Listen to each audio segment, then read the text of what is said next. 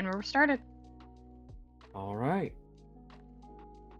We open maybe not on a new day, but later in the same day itself with a certain dragonborn through either their own volition or through nudging of others heading towards the goat boy in the fields.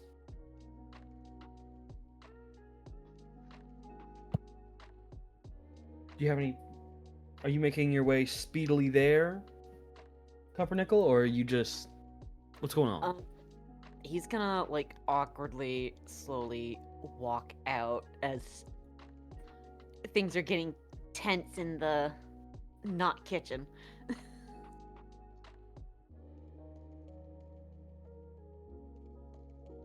Is he going to try to jump the river?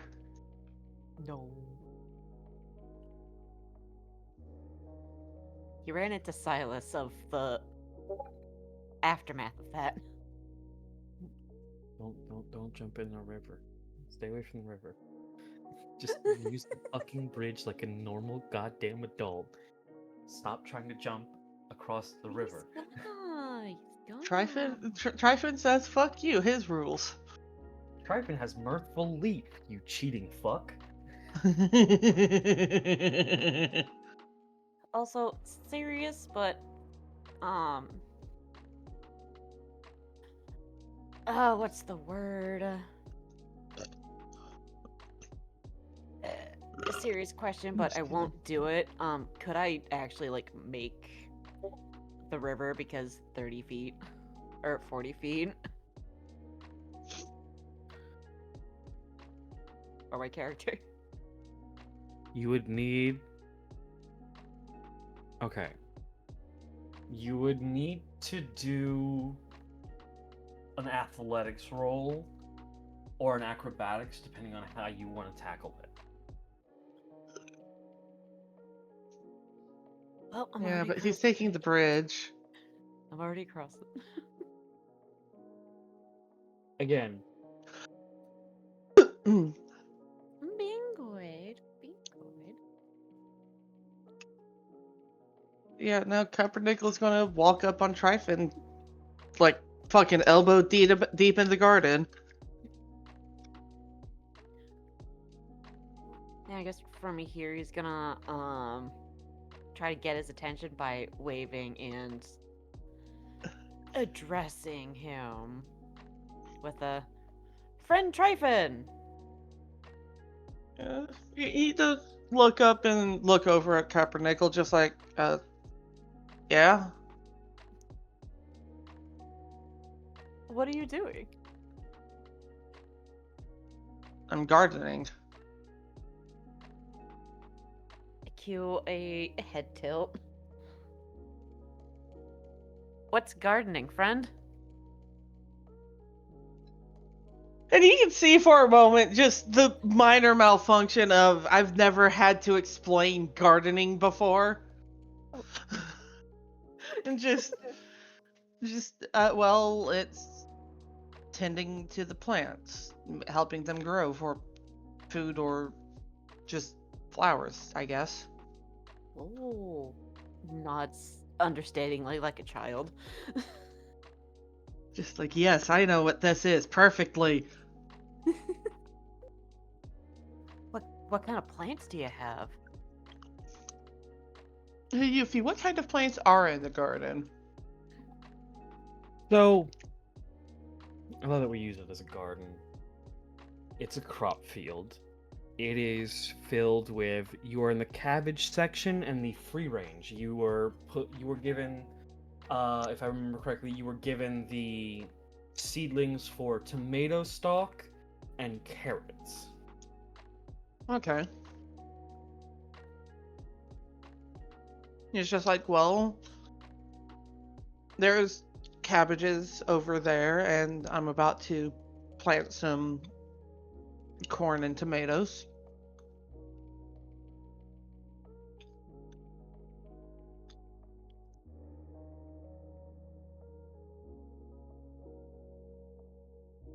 Uh, it's not exactly exciting stuff.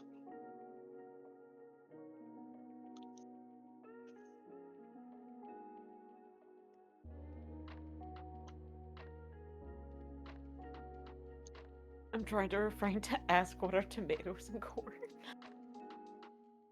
Well, would Cupronickel know? His base was in the middle of the fucking tundra desert, so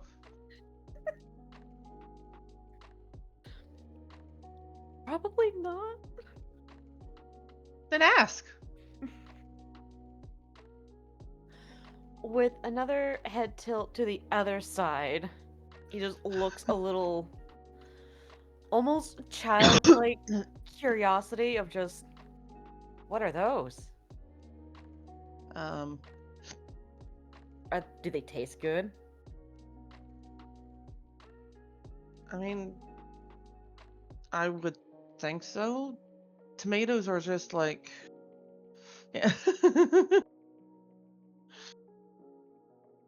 Cupronickel knows very few plants. Anyways, it's just like, oh, cabbage. It's mostly just really watery leaves.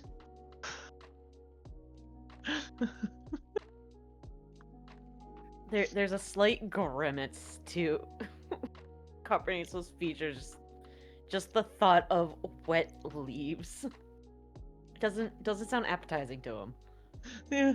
He's not sure how else to explain a cabbage other than just pointing to the cabbages next to him.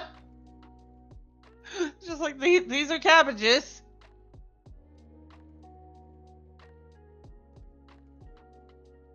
But Can you? he does. Oh, sorry. No, you're good. Can you eat them raw, or do you I cook mean, them? you can do both. Cooking them tends to make them a little limper, I guess you could say. Raw, they're very crunchy.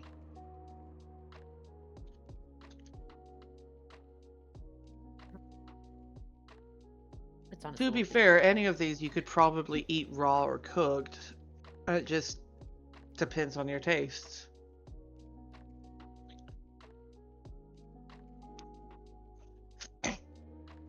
What are the other things you said you were gardening? Yeah, planting them, yes. Well, tomatoes are these red fruits that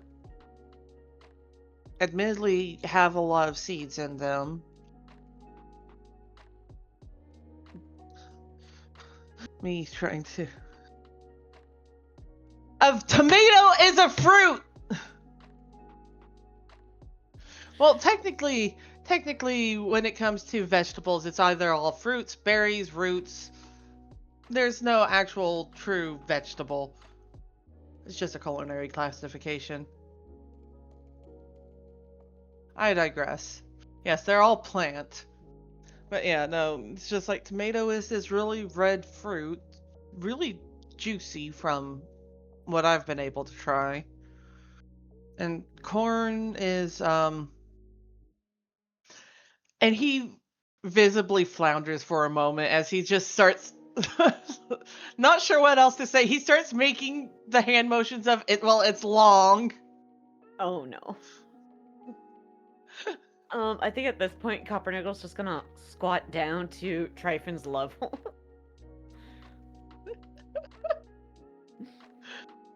It's just like, well, they're long and yellow and have lots of little, well, they're called kernels.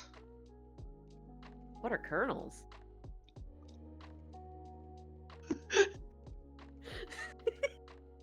Fucking dial-up noise.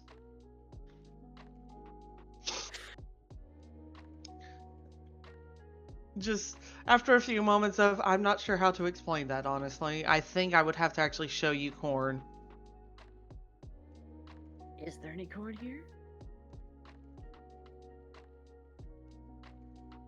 I do not know. Sounds like you have to ask the owner of the garden.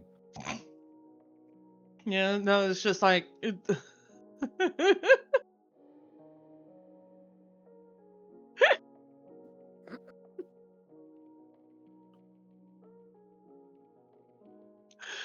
Listen, all I can say is intelligence is knowing that tomato is a fruit.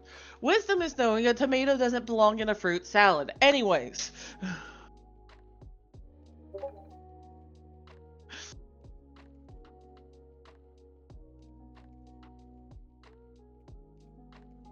But yeah, no, he sits there for a moment before he sighs and stands up. It's just like, let's go ask Izanani. This is technically her field. If she has any corn, she probably would know where it is.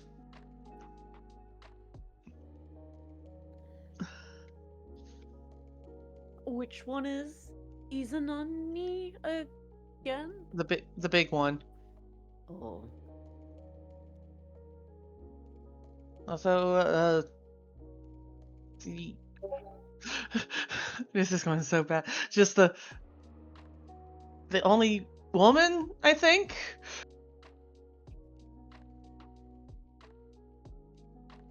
That's great. That's a woman? Reference.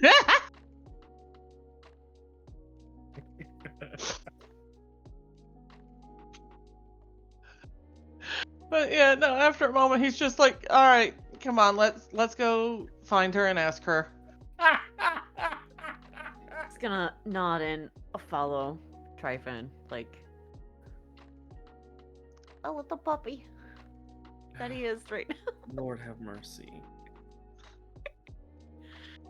We're not blowing past the fact that you said that Orlain counts in a LaCroix type way. Girl, I What might does that mean? Can't kill tell if Orlain. Cupronickel is lagging or if I'm lagging. I'm going to refresh real quick. No, it's Cupronickel's working on a smaller field. Well, no, it was mostly Cupronickel went way far back. It didn't move back. Yeah. Tryphon would know that Izanani would be in this building over here, yeah? This one.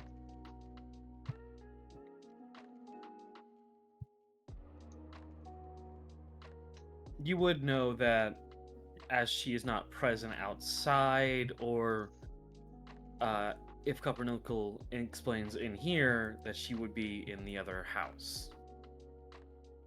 Alright. He's going to assume Cupronickel did not see her in the kitchen eating house, since he did not mention it when he clarified who Izanani was. Mm-hmm. But yeah. Oh, he heads over. With Cupronickel following along like the lost puppy he is.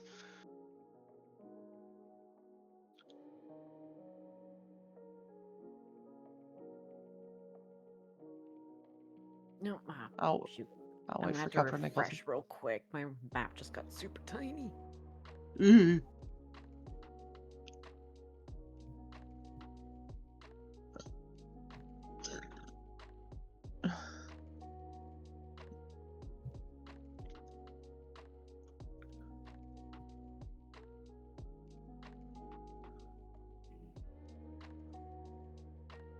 Alright.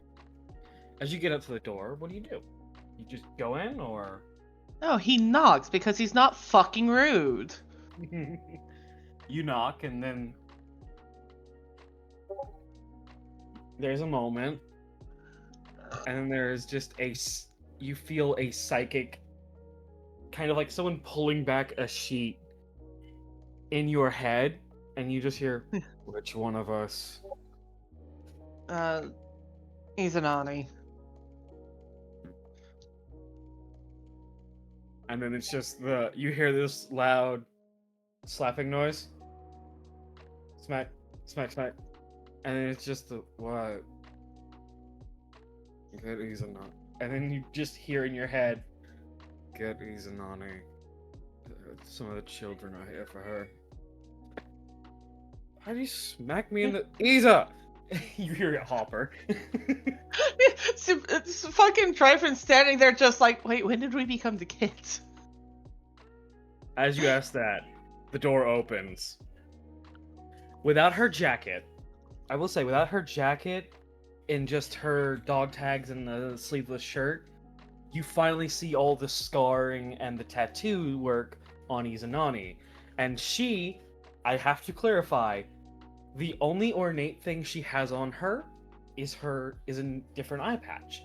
And she just looks so fucking tired at you, just like, yeah? What you need? Do we have corn in the camp? Did you check the barn? Uh-huh. You came right here, didn't you? Please, I don't know how to explain corn to him. Cupronickel's just gonna awkwardly wave. Just you just hear, you don't know how to split Clyde. And then just the tiredest, like, pajama man, and you all hear in your heads, I know, walks over to you. I have to explain this, Cupronickel. This changeling walks over to you, hands on both your temples, and you just get, like, a full Professor X style flashbang of, you now know everything about corn. Ah! Ah! Ah!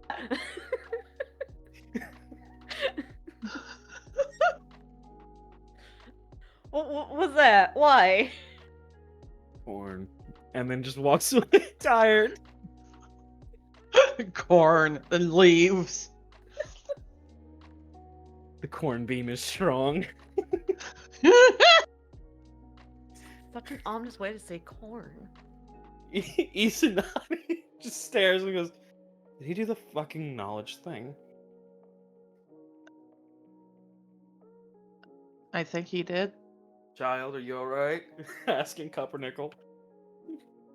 I know everything about corn.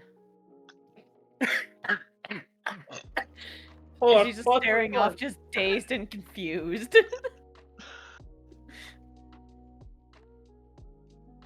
Reaches over and gently pats his shoulder. Pause the fucking thing. Get some fucking... I'll fucking murder Agate. Alright.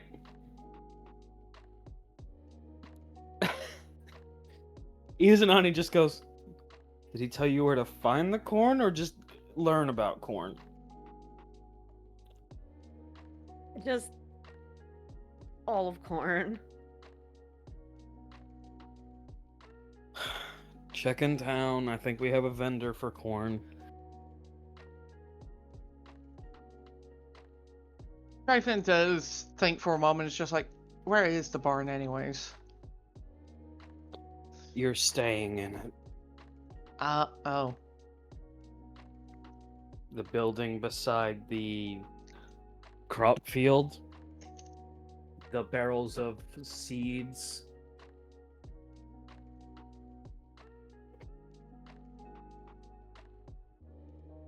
No, not the worst place we've slept. Yeah, it doubles as a guest house.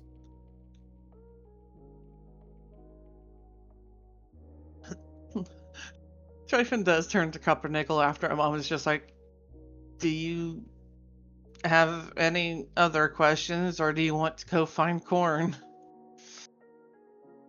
I'm a little too scared to ask any more questions.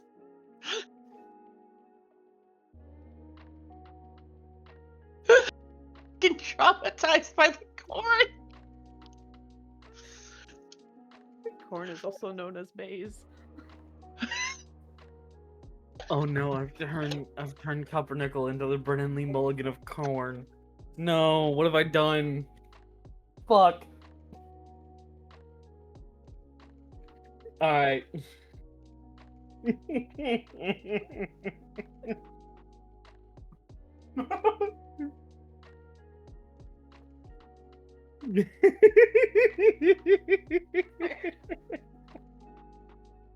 All right. With your knowledge of corn and where to find it, do you two head off to go get corn? Oh no, that's Cupronickel. What?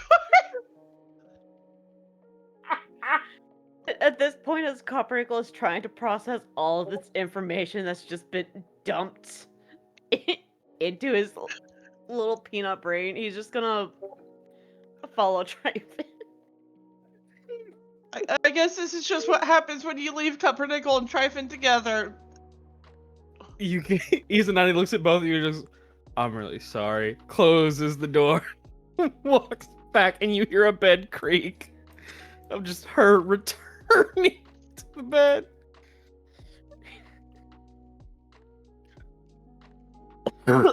Okay.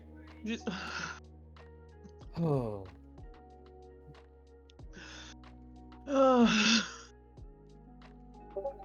God damn.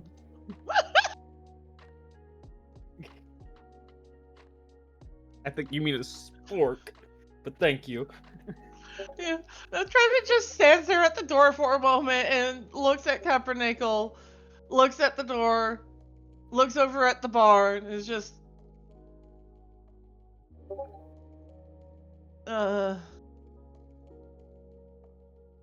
So want to see what? what seeds they have anyways.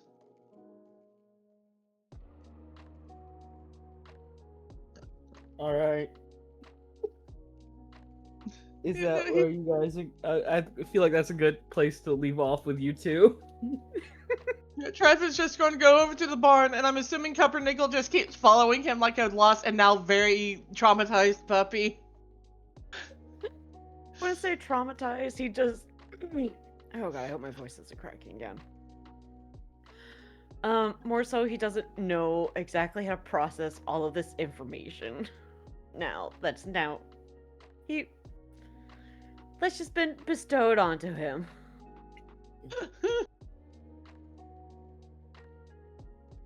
He was expecting it, so get ready for random corn facts, guys.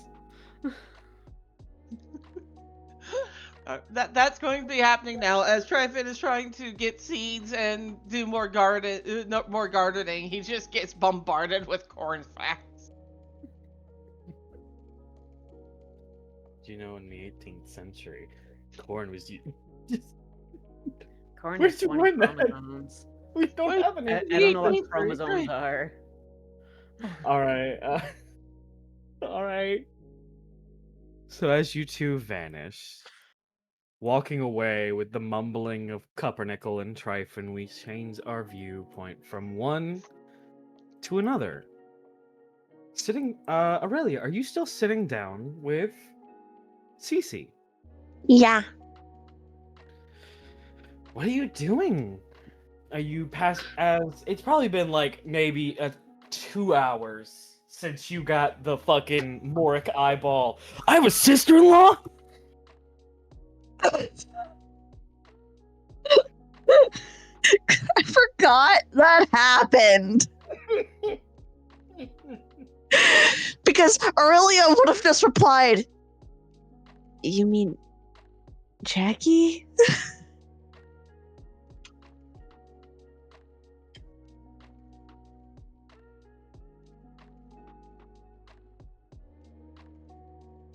Mm-mm.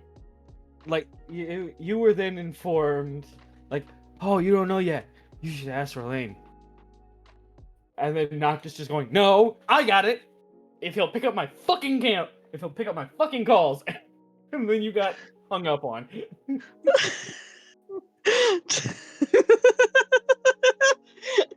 Just sitting there, just like, what the fuck?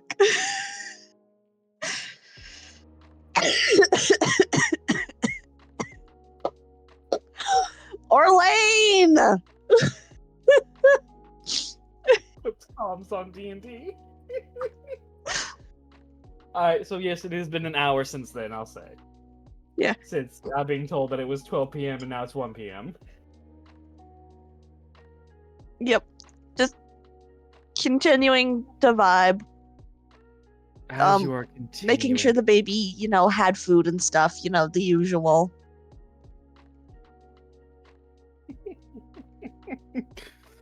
As you are vibing,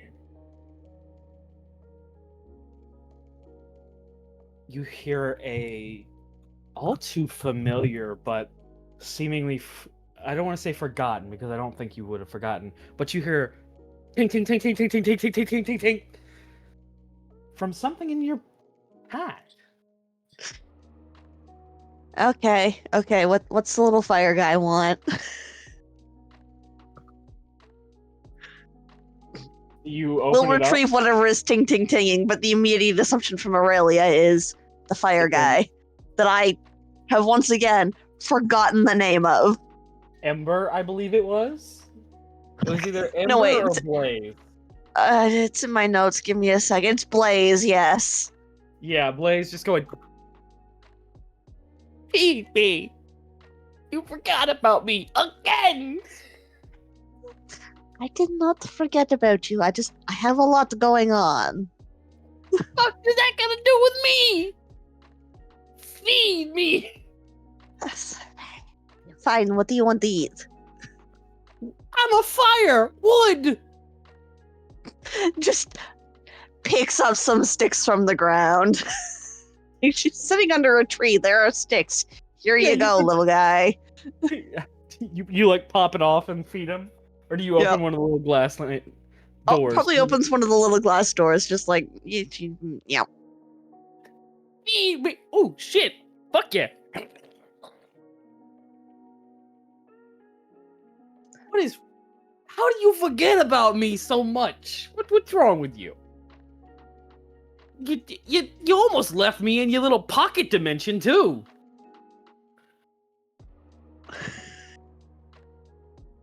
You'd better not have fucking forgotten about the workshop. I did not. Aurelia's just like staring at Blaze with like this sort of, I don't know how to explain to this thing that I've only recently figured out that I've been dissociating a whole lot. He looks you dead in the face. You trying to hide the fact that you're aware that you've been dissociating? No. Guess what? This bitch has a stat block. So I'm gonna roll. He's gonna make an insight check. Now I will warn you. His insight, fucking garbage. Of course. And that's 19. The boy could have gotten it on a 10, I think. Well, he got it on a fucking dirty 20 because he had a 1 to insight. Good for him. Oh, you're dissociating again, aren't you, kid? Not the first time this has happened, I assume. Oh no, you get it from your dad. Noted? Yeah, your old man, he used to, he didn't have, I mean, good guy. Could lose him in a hallway at this point. Like, if you got him in a hallway that's just one door and another, he'd get lost.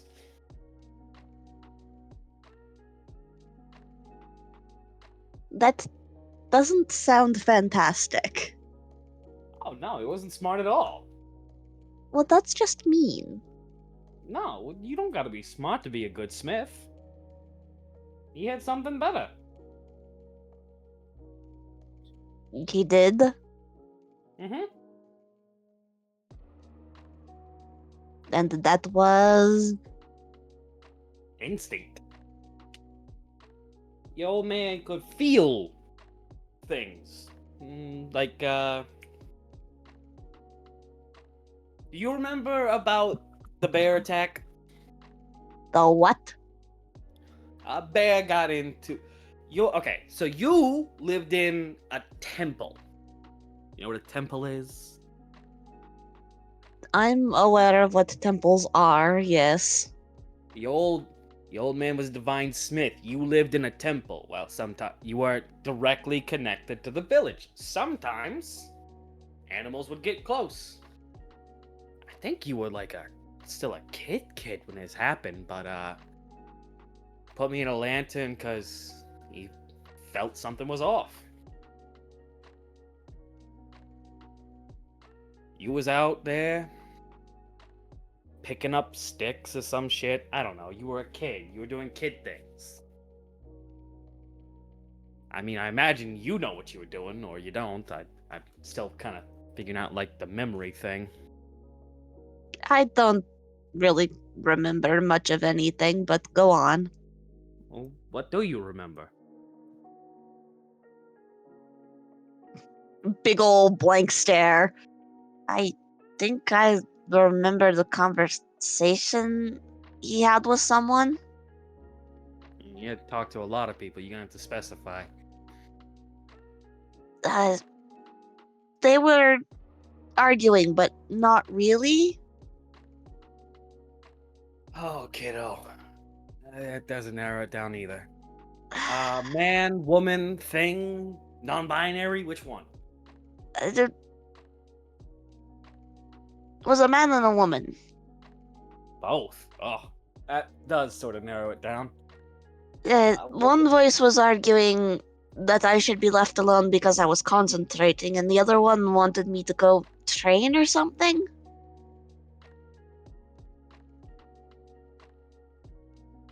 Your priestess! Oh, I remember this! It was when you were chosen for priesthood. Yes! The Divine Smiths saw you had talent for crafting, and they wanted you to be put into a proper school.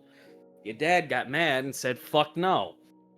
Your mama wasn't there, so they tried to gang up on him. That was not smart of them.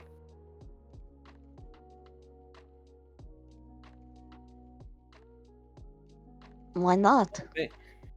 Well, easy. Your old man was a Divine Smith of great importance. He was among the top 3. If you asked me, he could have been number 1, but he felt comfortable at number 3.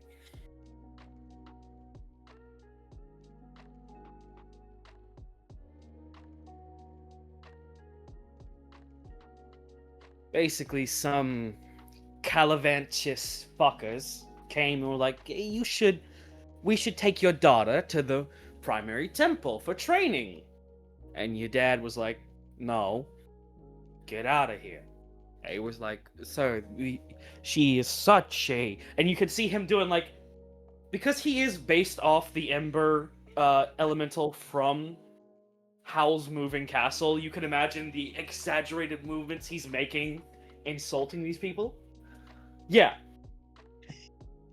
But sir, your daughter has as much potential as you. And your dad replied by going, no, get off my property. He kept telling them no, and they were just trying and trying and trying. And then one of them tried to get close to you, and that's where it kind of went bad, but not in like a bad for you kind of way, you know? Bad for them? A man who holds steaming hot metal grabbed them by their wings. No, that doesn't sound fun. Oh yeah, no, your dad was entirely peaceful up until the moment of just like, he was completely neutral and peaceful. Like, no, please get off my property. No, please get off my property. It took one step towards you, and then he switched into full infernal. I believe the phrase he said was, I will pluck the other wing from your back if you take another step to my daughter. That sure is a sentence. Oh yeah, no, he was angry.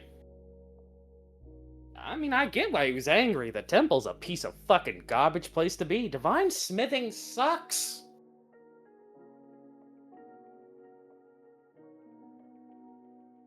It's... I'm just glad you didn't pick it up, alright? Pops out her cheeks. When they tried to get you to pick it up, let me clarify. Calm down.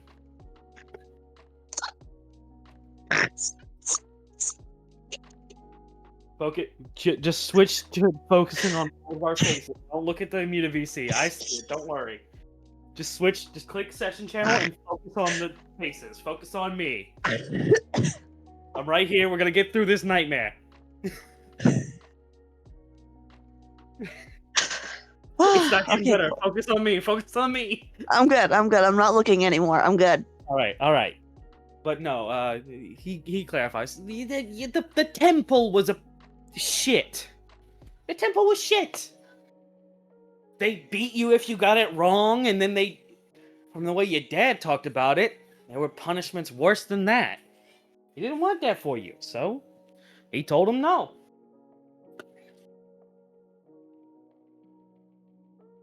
They were violent because they were the smiths of gods. Of course they're violent. You fuck up and piss off a god, then you gotta fucking all this other stuff, you know? Not really, but they don't sound like. They sound like they had the biggest sticks up their asses. Oh yeah, branch and all. Thank God your mama wasn't there. She would have killed him. Just taking them out back, absolutely shield bashed their heads in. Your mama wasn't one to be messed with. That's why no one ever came to the temple when she was there.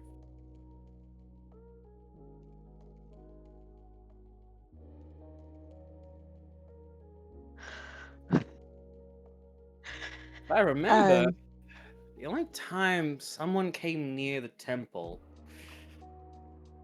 and it was from a church of some sort. No, it wasn't a church. What was it? A cult? No, not a cult. What was it? What do you call not a cult but not a church? I don't know. Religion appears to be weird now. Well, it's not now thing. It's always been weird. Weirder than it used to be then. Oh, that's somehow scarier. Thanks. I have to go to sleep tonight, Matt. I mean, we're killing things that call themselves gods, and the only priest I've ever met was very strange. You've met a god? I guess it runs in the family. I mean, we're going on 3 now? Oh. Well, who That'll are give you- they? By the way, real quick, gotta step in. Don't ever call these things gods. They're not gods. I said they call themselves gods. I believe we've but- been referring to them as commies? Ew. Why? I don't know. I don't make the rules.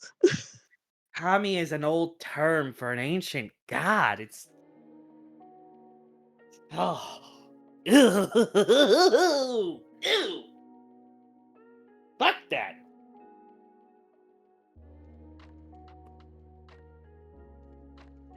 Well, Ugh.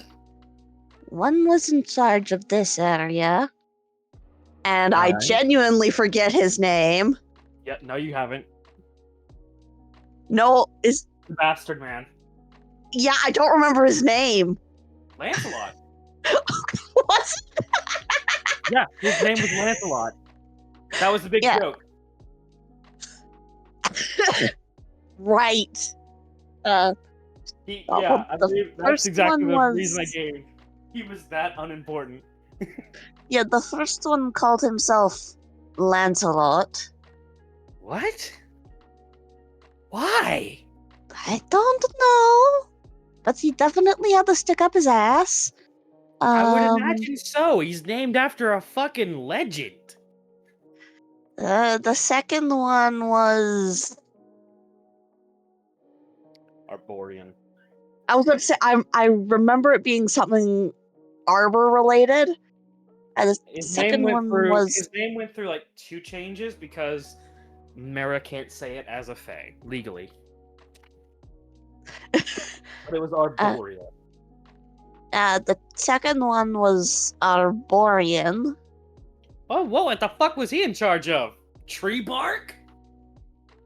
I mean, he did seem to be highly plant based. And the third one, well, Hold oh up, no, hold I up, hold up, miscounted. hold up. We've encountered 4 gods. Stop. Well, hold most of on. us have encountered 4 gods. Aurelia! And there's Yes? a loud, fiery clap in your face. Okay, Arborean plant-based. That's what you said, right? Yeah. Did he open his eyes at all?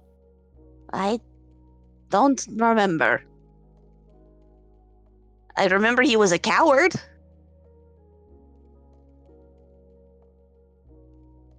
Warriors.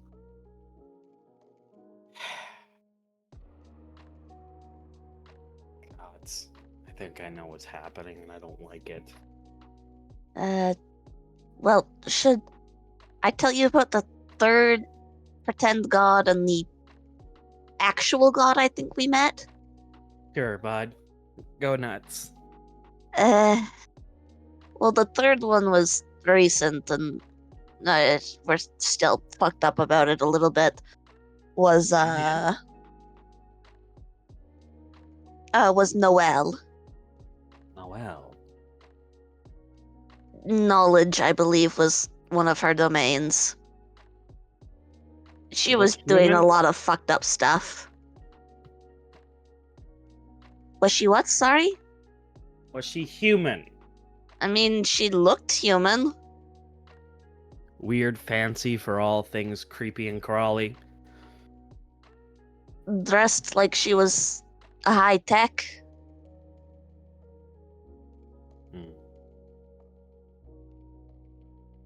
She was. I don't want to get into it, but there was nothing pleasant about what she had done. Don't worry, we're not going to, kid. Don't you worry. And, then I believe she was a real god. It was, I believe, her priestess and I met at the town. My brain absolutely fucking yeets another name. Good grief. Replace F with K. What's my name? Nope, that's not happening. What's her name? Help. Yuki. Yuki, right. Yuki?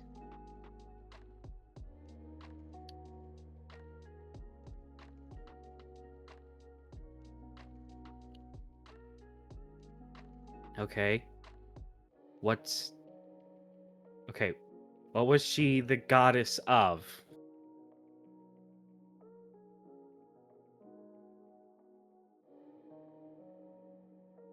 Oh, you sweet Something like Little Joys, I believe? So one survived. I've talked to her a few times now. She seems kind.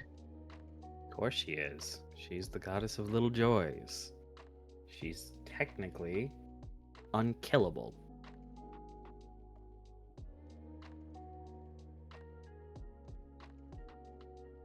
I would assume that doesn't mean she can't get fucked up.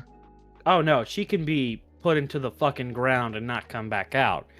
But the concept of her domain makes her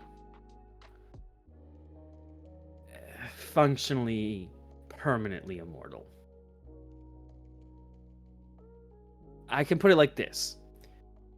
If you kill her, would that stop all the little joys from the world? No. I would imagine not, yeah. So if she's the goddess of all the little joys, even if you put her ass in the ground, little joys keep coming, she'll just come back.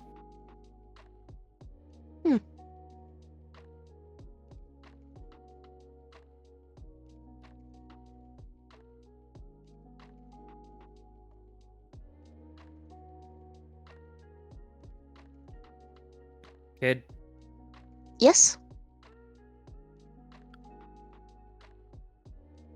you got any full memory? Of anything in particular? Mm-hmm. Not Really? You Not doing this. anything today? Seemed to think it would come back in time, but it's been few and far between so far. Are you doing anything today? Not. I believe we're on mandated rest time, but not aside from that.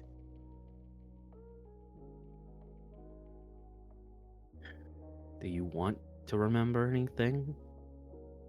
I don't know. Don't know if it help any, but I might have an idea. What kind of idea? You still got the pocket forge? Yes, And you're not doing anything today? that is correct. Do you know how to get your hands on some materials? I mean, do if you there's want- not stuff already down there, I could probably see about getting something. Go ahead and pop into the forge and find out. Okay.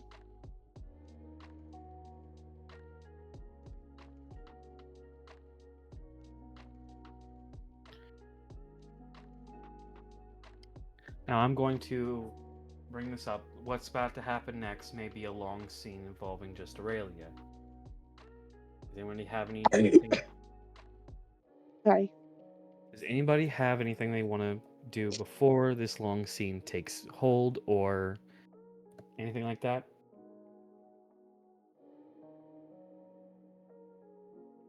Orlain? I get- mean, the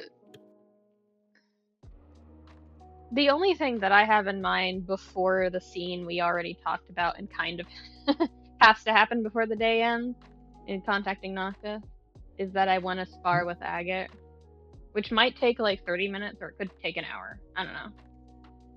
Yeah, that's why I was like bringing it up beforehand if anybody wants to do that, because I don't know how long this compact forge scene is going to take. Mm. It is complete improv between me and Aurelia. So it's up to Aurelia. Do you want to do this first and get it out of the way, or? Do you wanna- I would like to not have an interruption to the current flow of things. Yes. All right. Alrighty. Love you. I love you too. Okay. Man, look at those old tokens. Yeah. I'm going to clear out my screen for this so that I am going to put on some. Oh god. I know what to put on, but I'm scared to do it. Playing some Epic the Musical.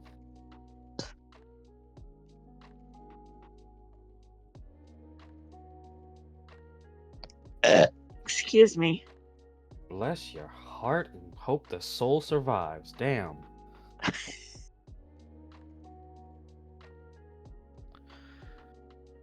Aurelia. Euphoria. How do you open the compact forge as you enter? If I remember correctly, it has to be off a door, right? Yeah, it's sort of like you place it near. It's a key, and then it's a key that fits any door, and then you open it, and then you can go into a compact forge. That's what it was. Yeah. It's It's a just pocket like- dimension, essentially.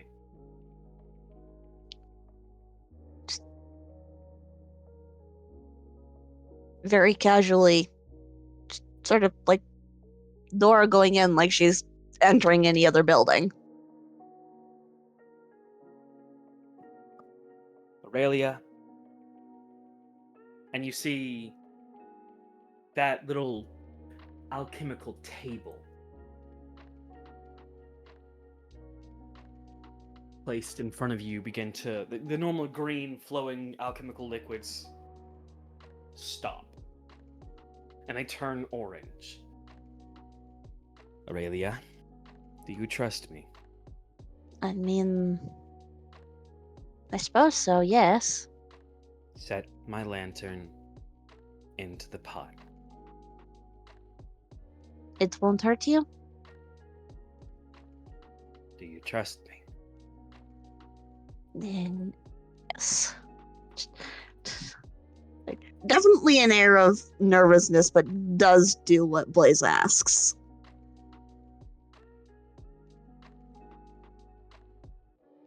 The pot turns.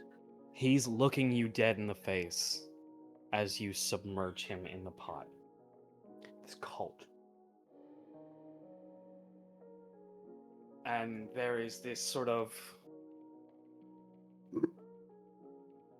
warble of air around you as the cauldron shakes, and you feel, before you let go of the lantern entirely, you feel as if it is pulled from your hand into it. It is not tall enough to submerge the entire lantern, but you cannot see the lantern anymore.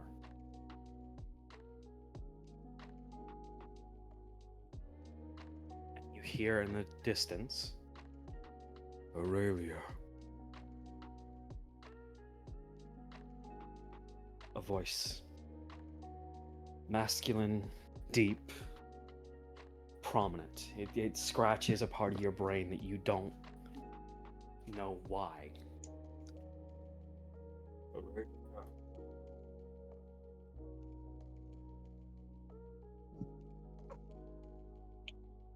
Like, the floating question mark should be visible. That's how, like, real it is right now. Just, like, yes? You're taking your time. With what? You're not going to come greet me? And it is behind this door. This door that is closed. Little footy steps. Slowly pushing the door open. As you push the door open, you see a figure sort of in the corner of the door and then vanishes away into a separate room. This wind that blows even this electricity down into this next room. Aurelia, hurry! Bring the hammer.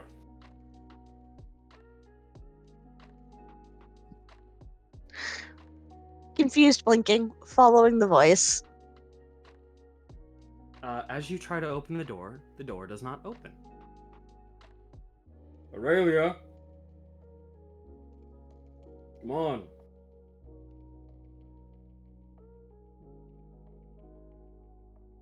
You're taking your time. Why? Don't understand what you mean. The door's open. Come on. Come on in. Tries the door again. It doesn't open. Aurelia, my hammer.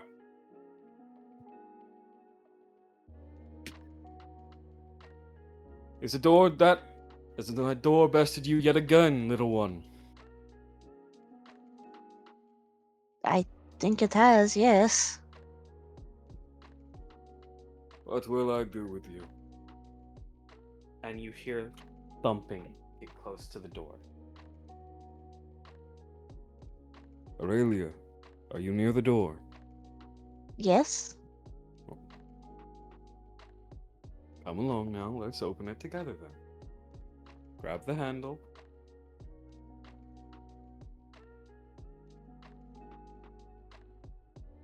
And you feel someone is grabbing the handle from the other side as well. On my count, we turn and you pull, I push. Ready? Yes. 1, 2, 3. And you feel... Aurelia, please make a wisdom saving throw for me. Make a wisdom saving? No, he says. Sorry. No, you're good. That's fine. Be as sassy as you want. It's just like instinctive. Fuck, I keep... Every time I look away from the sheet, okay, it's a +9. All right. What did you roll? Roll 19.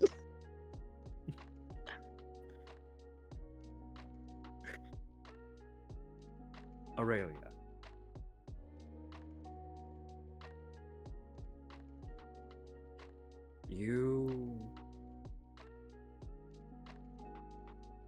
You feel this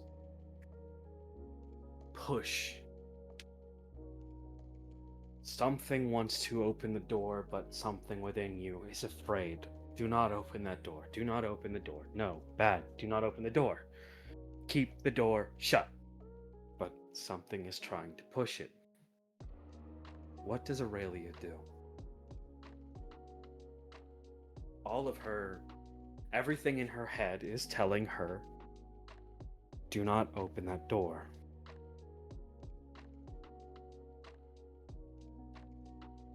But something wants that door open. What does she do? With the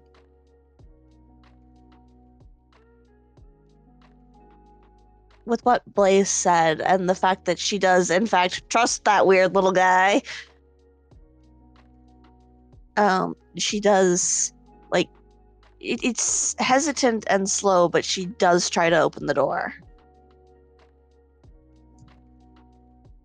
As you try to open the door, the first thing that greets you is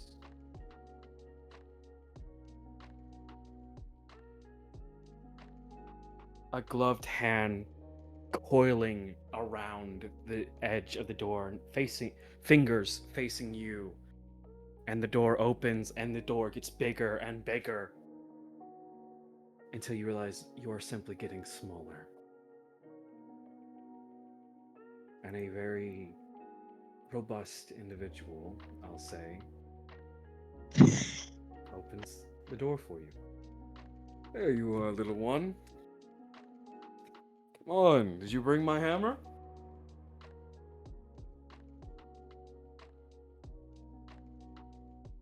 Like, My hammer, did you bring it? like processing for a hot second and then just like instinctively just like holds up her hand because she feels like she should have a hammer in it. You do. You have an 8-pound hammer, thick stone block, cube-shaped. And it is far bigger than your hands could ever hold with just one, so you have both up. And he takes it. He looks small in his hands. That's my girl. Head pats. Come along. You said you wanted to pick out the enchantments. Let's go. Pick one out. And the room you're accustomed to seeing feels different. Brighter, full of life. There are little wisps in jars, little swirling winds in capsules. One flying ethereal creature that you somehow know the name of, the Aeon bird. You know this name. Simply flying around, resting, cawing. What enchantment will we use for your idea?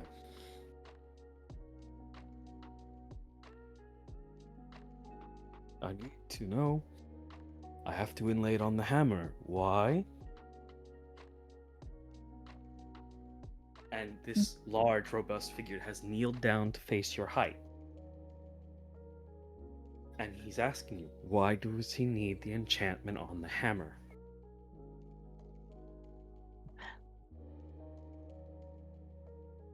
Big old blink blonks and then just very, I think little Aurelia was very soft spoken at first and just like, to attach it? We're attaching an enchantment to my hammer.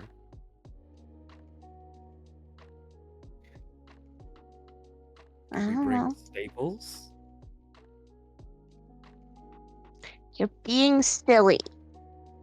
Yes, I am. Inlay. To attach an enchantment is to put it onto something. To inlay it is to merge it into it.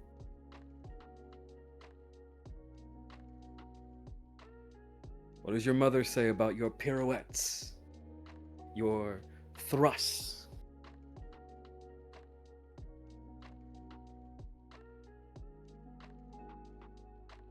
I don't know. The spins and the pokies, darling. What does she say about those? Are they the same or are they different? They're different. Just like? Inlaying and attaching. Correct. Now, what enchantment will I be inlaying into the hammer?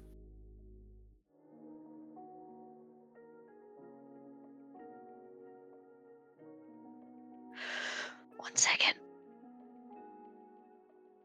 Take your time.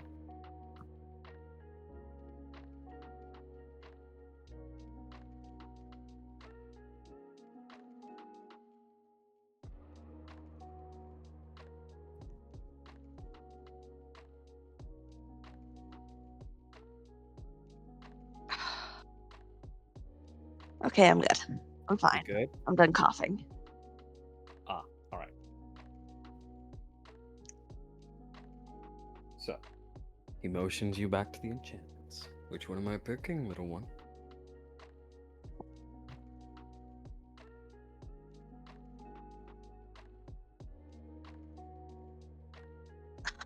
What does Aurelia see on the table? You see a small cyclone in a tube-like capsule. A little floating purple wisp floating around in a glass cube. And you see a little floral crown that seems to be resting in this case. With the floating Aeon bird kind of flying around, squawking every once in a while. It seems like it should be the loudest environment, but the squawks sound like a strum of a guitar. Very beautiful, very calming.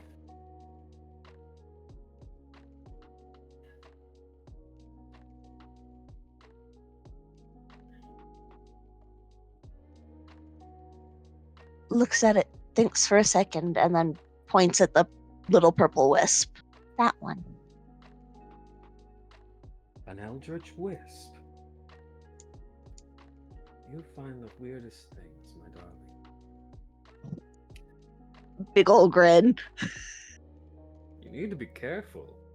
The 7 sons of the Eldritch Lord will come for you if you keep fucking with this. Ooh, and you see him go, whoop! Don't tell that to your mother.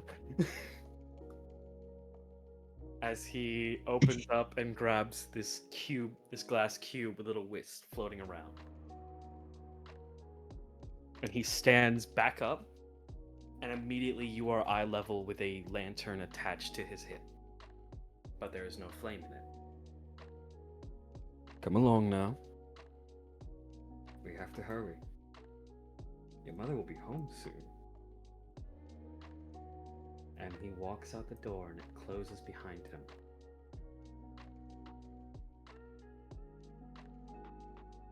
Do you walk out? Yeah. As you open the door and walk through again, you're back to your to what you were before the door opened.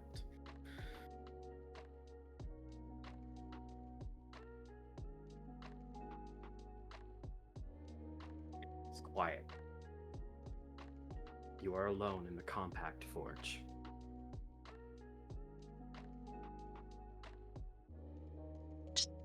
Looks around and then very,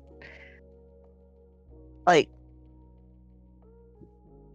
I don't know how to describe it, but almost confused for a second and then just, Blaze? Are you here? Keep going, kid. You gotta remember.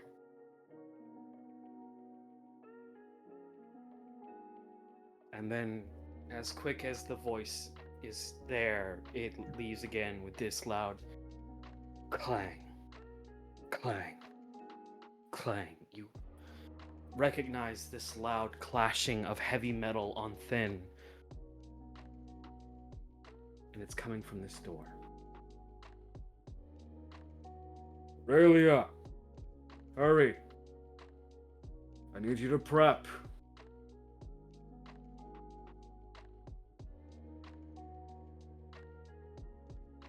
The door, you go to open the door again, it does not open. Aurelia.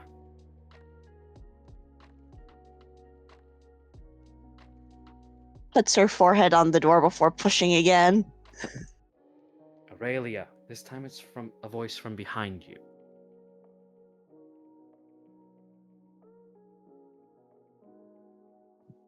Slowly turns to look.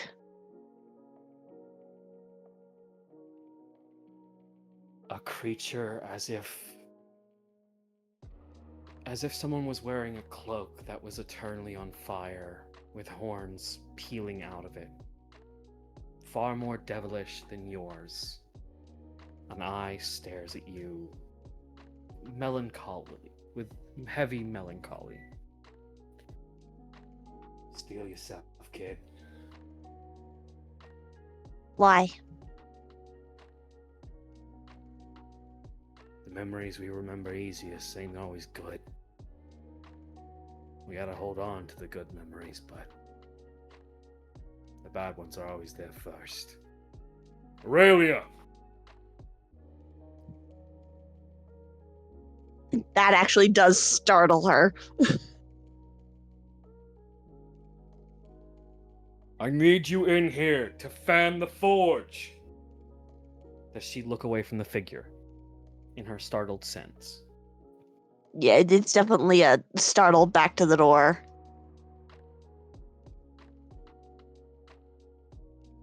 Good luck. And that wind blowing happens once more as you don't have to turn around to know that there is no one standing behind you anymore. You push on that door.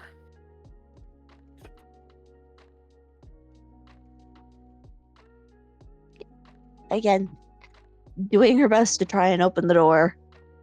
You push the door. This one opens a little easier. Almost too easier. You're older now. You're not at the age you are just yet to the one we all know. Maybe teenager now. You're angry about something. Noctis is in your head. Something about a garden. A garden that's not there anymore. That was upturned because of somebody. You know who was at fault for it, and you know why you were late. You know that you have someone you can blame. Do you? Don't think she does.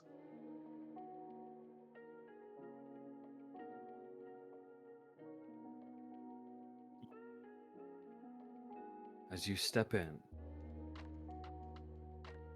you see clamps in one hand, the braids held back behind his head. In a separate, larger braid, held together by a thick ribbon, possibly rubber, as that 8-pound hammer from before is older, more weathered, has cuts and scrapes in it, slamming down. You're late, why?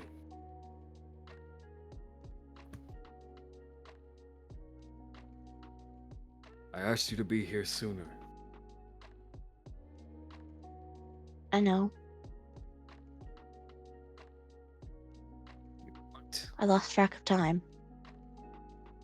You need to get better at that. If you want to forge a blade, you must focus on time. Rest is fine, but laziness will ruin a blade.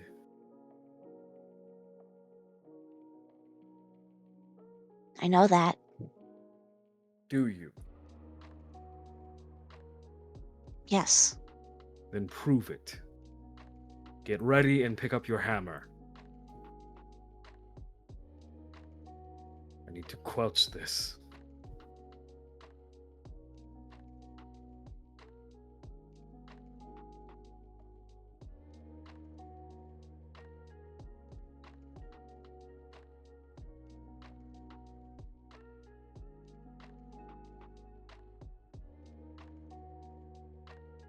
Walks over.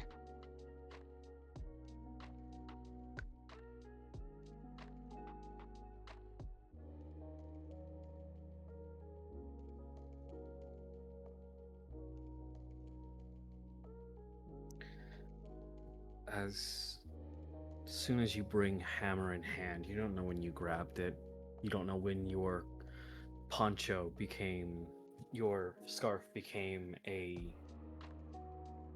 apron. You don't know when your hair became tied back, but as soon as you are at the anvil, the large figure turns away to this bucket of water, and you see him with this design, a design you feel like you know. You see him place it in the water fully. Begin on the second edge. For divine arm to be crafted, it must be crafted with concern, with happiness, with joy. All emotions need to be present but void.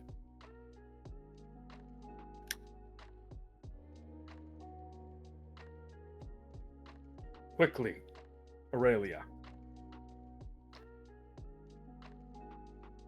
I'm trying. I know you're trying. This is delicate work. You assured me you could do this, and I'm trusting you. Please prove my trust. Little one.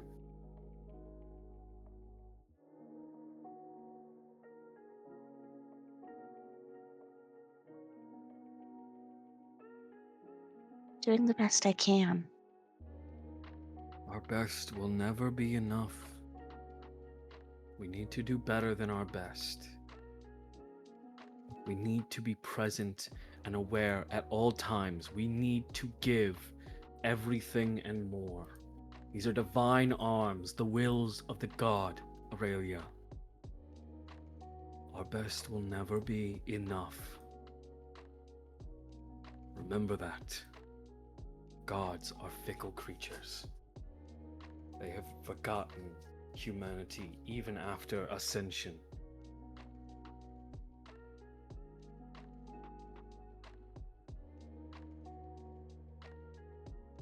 Why do I remain the third divine smith? He's looking at you as you hammer away. I told you when you were very young. Why? Because you're happy here? Yes, I am happy as the third divine smith. Do you know why? I have shown you how to wield hammer, how to hold the clamps, how to heat the metal, keep the forge alight even when you were gone for days on end. Do you know why?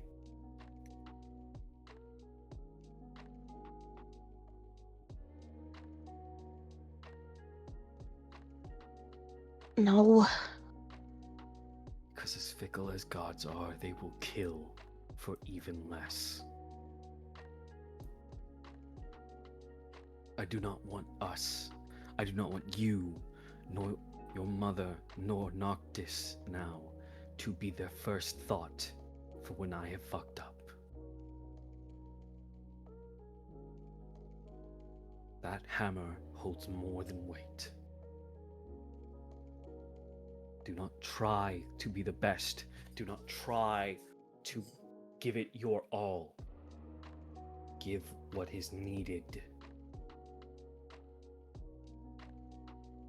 Even if that is beyond your all.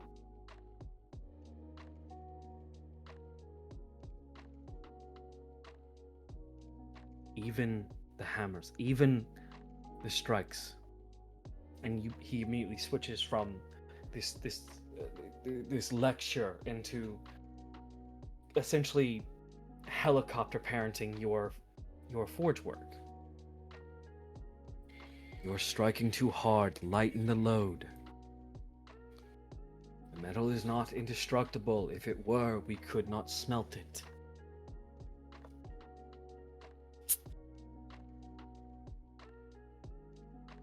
I know, Dad. Oh, not in the forge. I am not your father in this forge.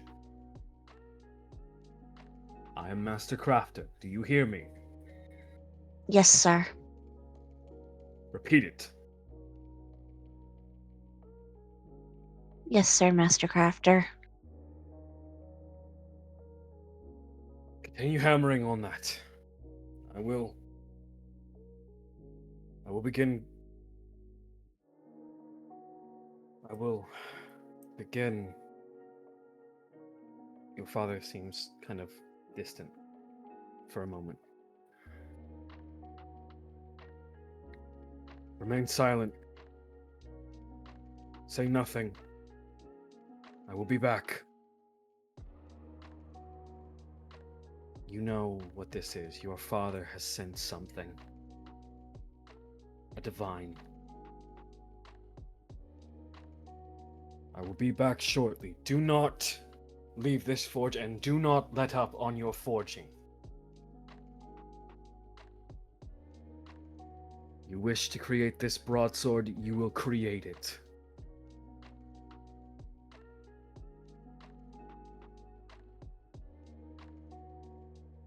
He stops at the door and then sets down a little glass box right near where the lava of the forge remains.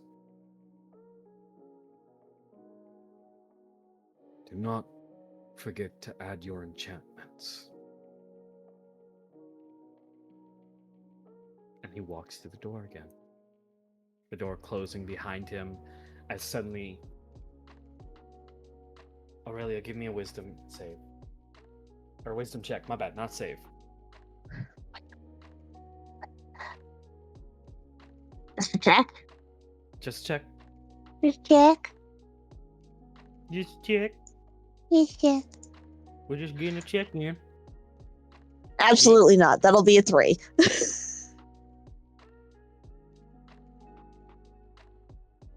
You are still hammering away, and before long, you just... You take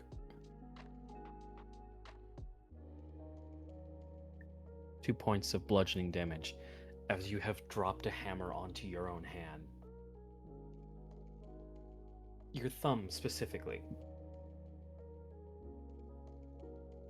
As that pain shoots through your body, you look down and you see you are holding clamp and a hammer, an 8-pound hammer that is not from your memory, but there is a blade being crafted right now.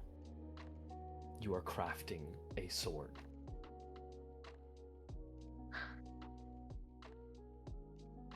From this furnace, you hear a voice. So you still do it. You picked it up from your old man in full, didn't you? She does turn to look confusedly at the source of the voice. Now more effeminate, the figure is sitting there. Well, I think you're Look. supposed to squelch it. Else it's gonna melt into form. And that'd be Right. so...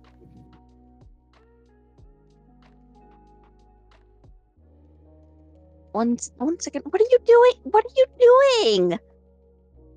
What are you doing? Why are you being so baby? We love a little puppy break.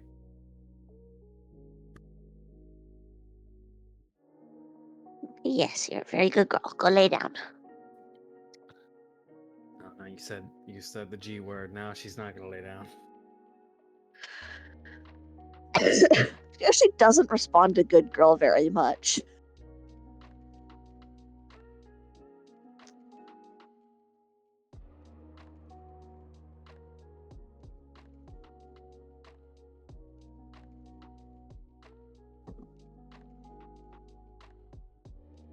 I think she picks it up with the hand she didn't drop the hammer on.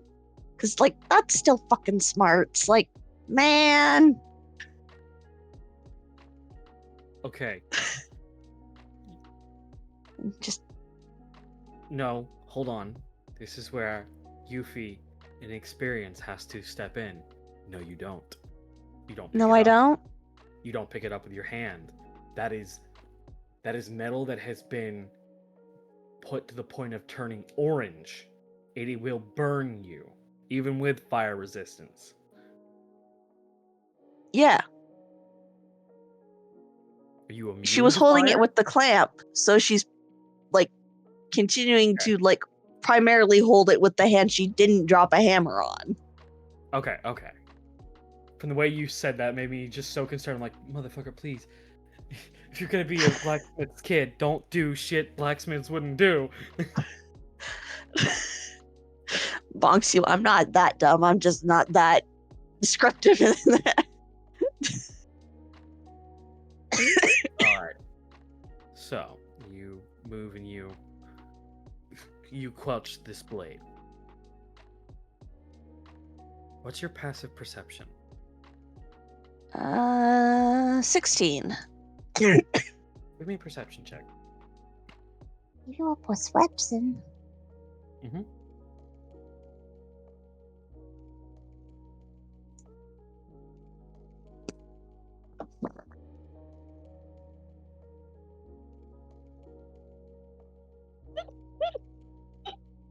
I'll be another 4, dog.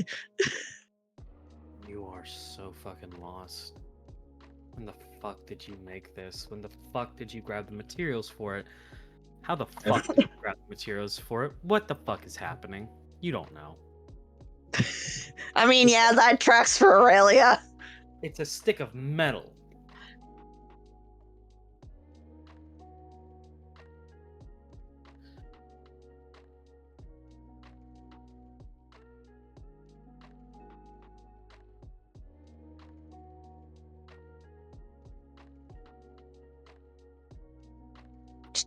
Absolutely fucking baffled energy, but just still continues on doing what she feels is correct. As you finish quelching the blade, I will give you this with a 16 passive. As you finish quelching the blade,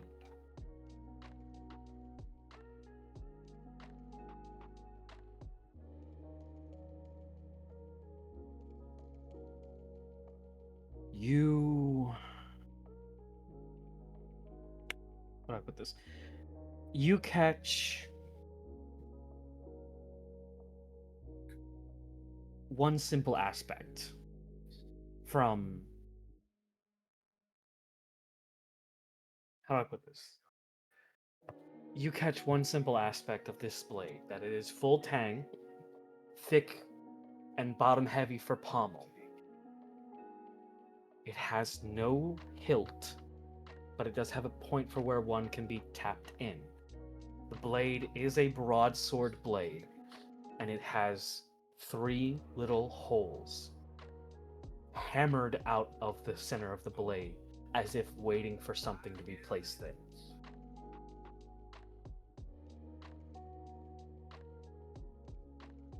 Do you leave the room, or do you find another part? Do you look for other parts to finish the blade? What do you do?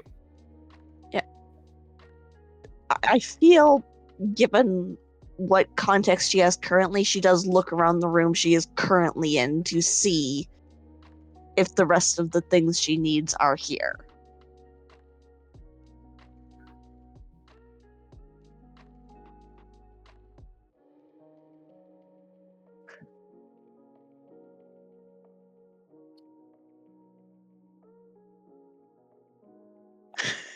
Give me an investigation check.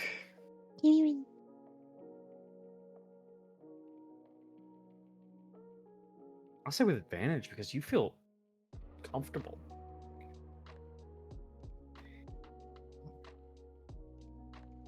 Early voice. I might not remember what I'm doing, but I know what I'm doing.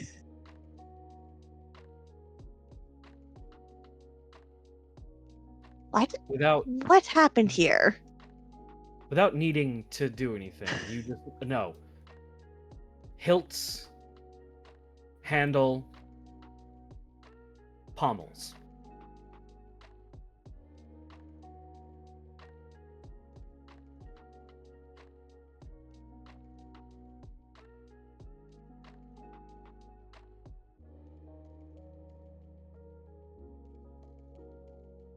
What do you grab first? I A hilt, a handle, or a pommel? believe logic would dictate hilt first. Alright. You head over to where you should find the hilts.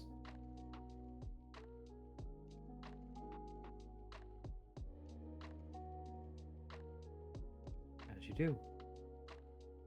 Do you open the chest immediately, or do you think? It's like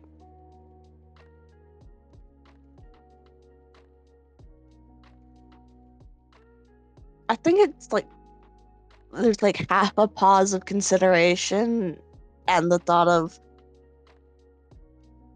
that like she should know what she's looking for when she opens the chest, you know? It's like I don't know what I'm looking for, but I will know it when I see it.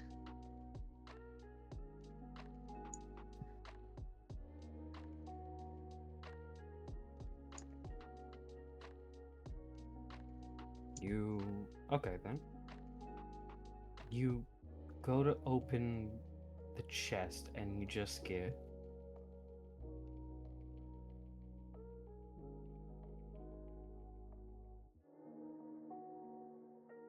one loud call in your ear. Aurelia! What are you doing? Absolute fucking startle and turning to look. You are small again.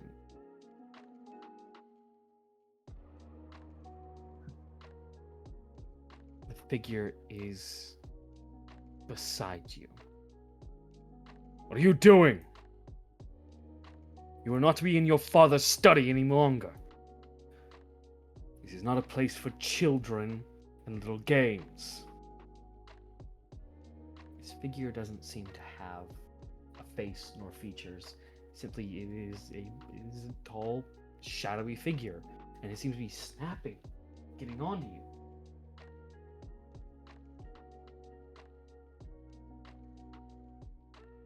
There's a little shrink back and almost like a attempt at being like defiant or brave and just I'm not playing games. You have not been to the temple. You are not a certified smith. The divine should not be for you. And they reach for your wrist. Just as quickly as they have reached, you see a very violent outburst as from the back of their wrist to the other side, a black magma cracked spear pierces through it.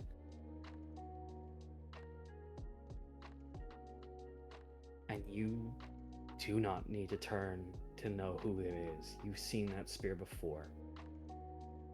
It was supposed to be your father's. The figure screams and kind of crumples as the Noctis that walks up is different from the one you know. There are no lines like a machine. There are a flow of wind and crack of lightning in his monolines, and his wings seem to be clipped, like they have been snipped improperly. Now that's just about the dumbest fucking thing you can do in our home. I mean, you can't get much stupider than that. And you see Noctis's arm raise up, and he's about to stab this man again. This person who is lecturing you. What does Aurelia do? This is far before anything. You feel this acknowledgement of awareness of who he is, that if he does this, he will be in trouble. What does she do? Like grabs his arm, just stop him and just goes, "Don't." He broke into the old man's forge and began fucking around with you, bossing you around. And you hear you watch his knee come up, and you don't have to break eye contact with him to know that he's holding the wrist down and pulling the blade out. And you're just gonna let it happen. Come on, little horn. Have a backbone. He's not worth it. Let Dad handle it. He's out in the field with the old lady. And I'm older, so I'm in charge. It's not how it works.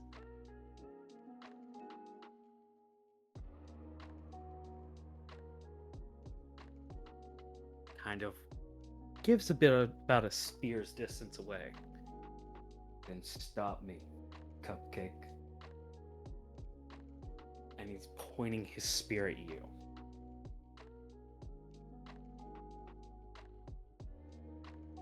Looking at you with eyes you recognize but do not like. It's not disdain, but a pity that you regret. Because he's not much older than you. But he has seen far more and far worse of the world. If not, I'm gonna go back to punishing him.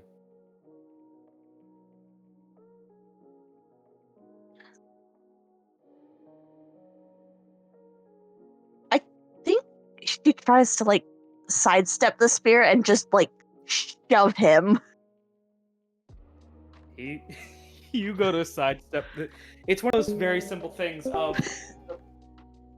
of what I mentioned before with the pirouette, where it's a spin along next to the blade, and then just a push.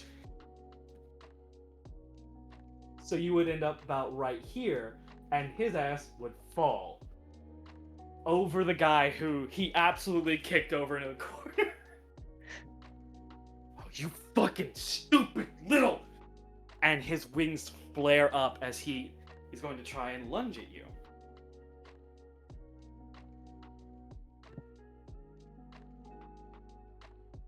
How does Aurelia react?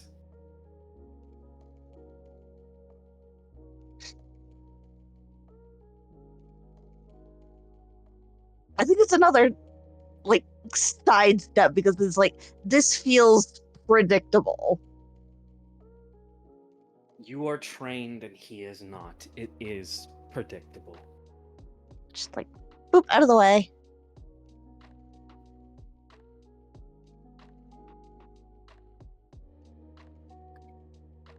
What, am I not good enough for your little shield?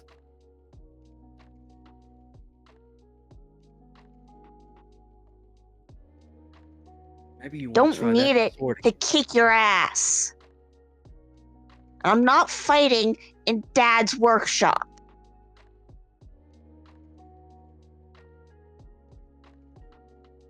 A neck pop. Let's take it outside, little horn.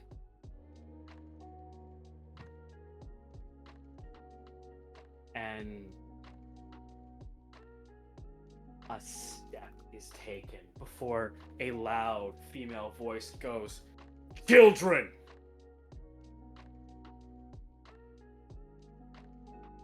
And you have never felt more fear and relief parallel down your spine and up, down and up your spine at the same time. I know for a goddamn fact you are not fighting in his workshop, and there's not blood on the floor. Aurelia just points at the man in the corner. I know whose blood it is, Aurelia. Have you turned to face this voice yet? Like, definitely still, like, looking at the ground, but in their direction. Look at me, Aurelia. Very slowly, eyes raised. It's the flaming cloak figure again. Ah, well, good to know he's at least changed for the better. The prick, I mean.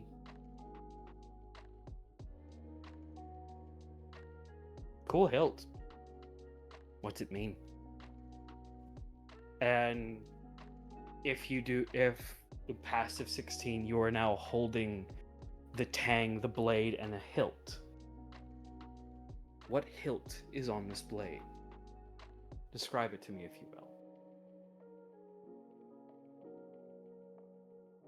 I don't know.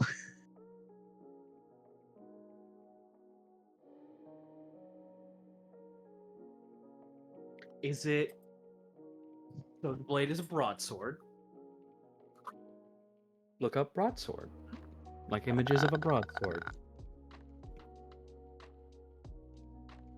Make sure you spell broadsword correctly, otherwise you're going to get a very, very upsetting image first. I think you need to get help. That's what you need. No, I just need to stop adding space between shit.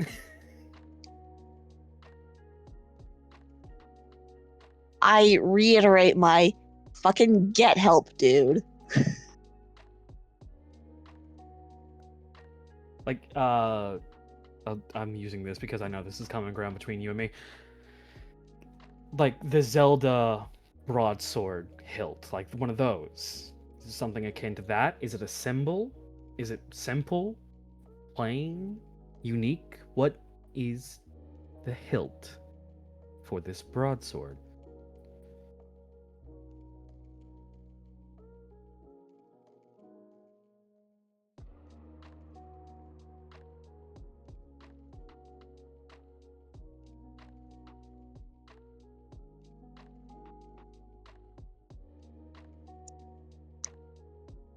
Yeah, give me a second.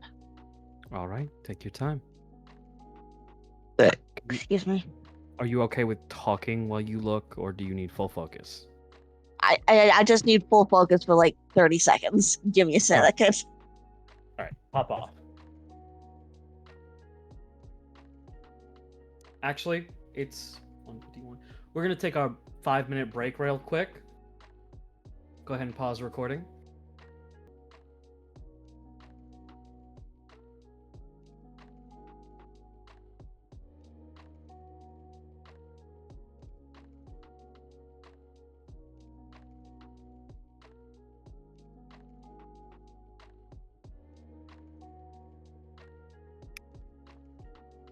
Aurelia,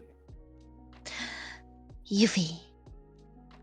the pommel, the hilt that you pick up, it is a simple broadsword's curved hilt, correct? Yeah. Very thin, with a design in the center of the blade, and then the outstretching hand, or the outstretching guard. Mhm. Do you go to grab the pommel next, or the handle? Handle. All right. Remember, Here. hilt, handle, pommel. Nope.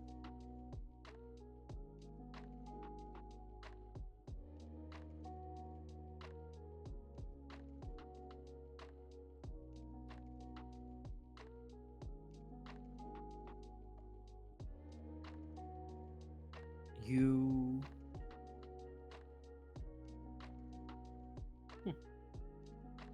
you go and open the chest, and you find plenty of things. First off, it is a lot more organized than the handle, than the hilt and the guard are. So you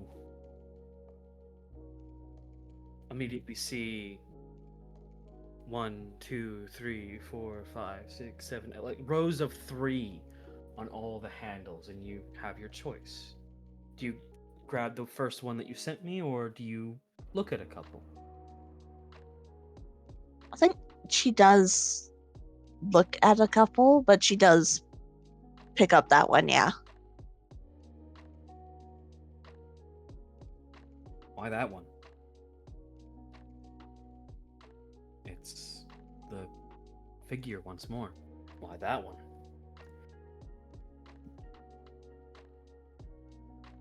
Feels right.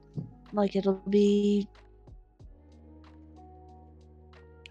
not easy to hold, but correct.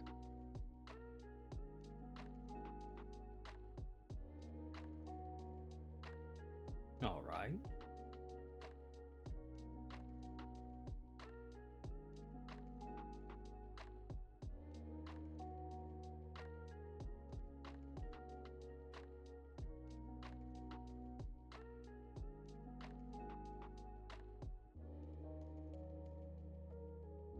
Leather straps are gonna be a pain in the ass, aren't they? I mean, maybe, but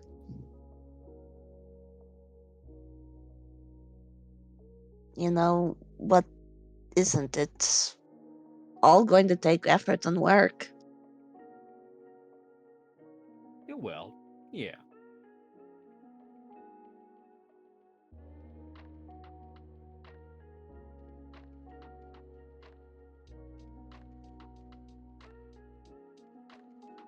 So what's next?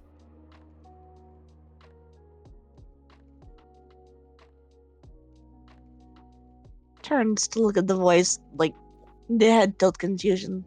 What do you mean? Well, you got that part down, but what's next?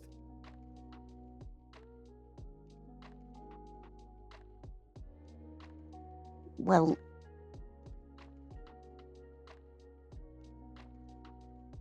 I mean, just like obvious buffering, like she's trying to figure out what this person specifically means. I mean, do you mean like what part will I need? Fuck me! Good grief!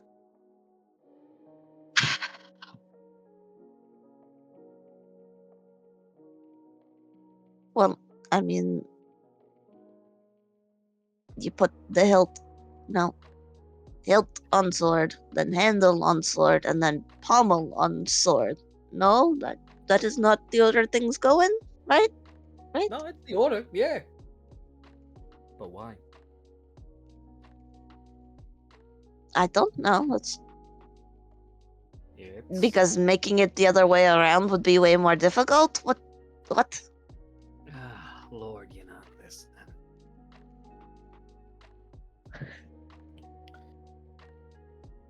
All right.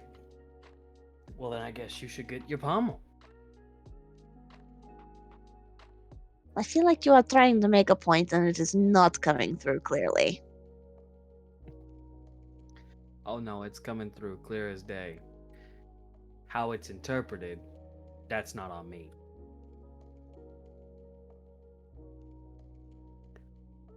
I mean, if you're the one sending the message and it doesn't get through clearly or interpreted correctly, I do feel like that's on you. No. Not at fault.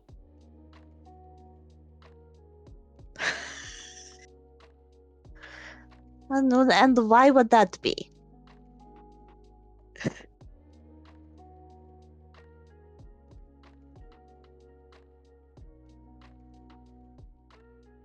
Because I said so. Now pick out your pommel. Because you said so is not a reasonable or valid reason. Do you pull out the pommel? Yes. It is when it's my forge, Aurelia. Now, hurry. You want to finish this blade or not? Yes, Older. I want to finish it. I'm just saying You're saying what? that because I said so is not a reasonable reason. You're adding reason again. There does not need to be reason when there is prominence, experience. And you know what I have? That's what I thought. I'm choosing not to make a comment about how old you are. And I'm choosing not to take that blade from you.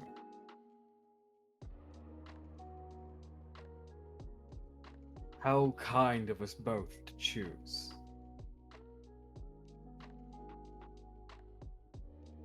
I'm not the one that started being a butthead. No, I'm just the one who grew into being a butthead. And I'm a butthead who had children. One that is you. Now, set the blade in the opening. We're going to hammer in the pommel, the handle, and the hilt all at once. All right? All right. Oh, are you a master now? Is this it? Is this where the sass is coming from? No, the sass is from you. This is inherited. Oh, that is not from me. That's from your mother, and you know it.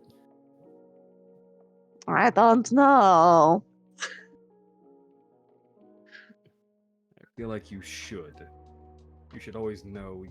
Anytime you have a negative quality, it's not from me. Wait, hold on. No.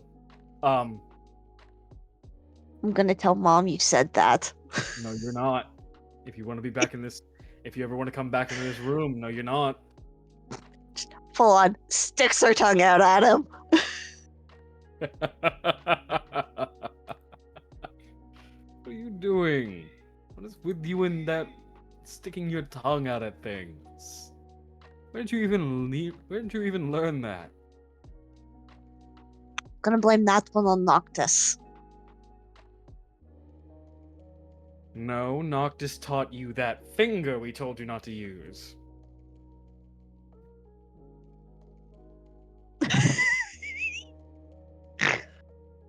Yes, and you're why I know so many swear words. What about it? Hey, we said we wouldn't mention that.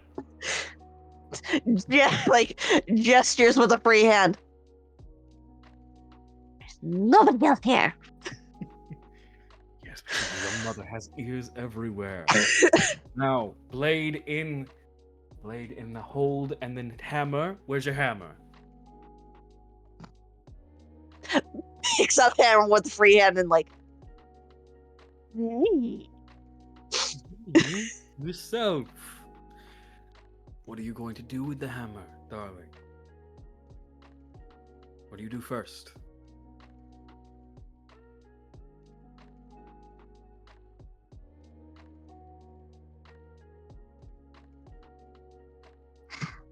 Hilt, then handle, then pommel, and then gently but firmly hammer it.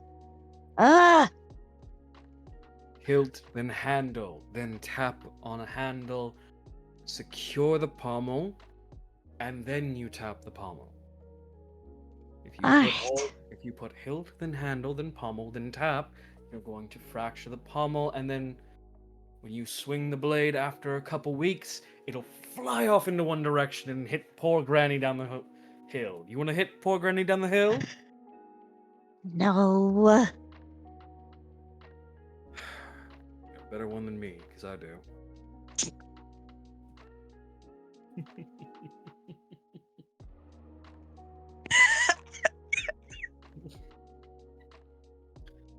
Old bag is older than most of the gods that commissioned me.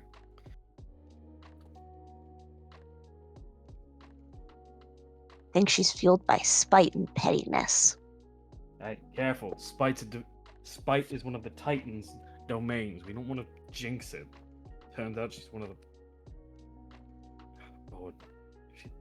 She would turn out to be one of the fucking champions of a Titan, wouldn't she? I mean, she is older than dirt. That's a very rude insult to dirt, but we're going to continue on.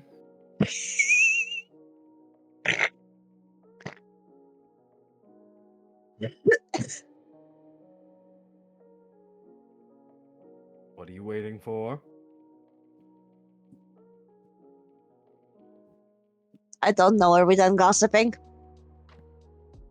We should never be done gossiping, but should we ever stop working? No. Well, yes, but not right now.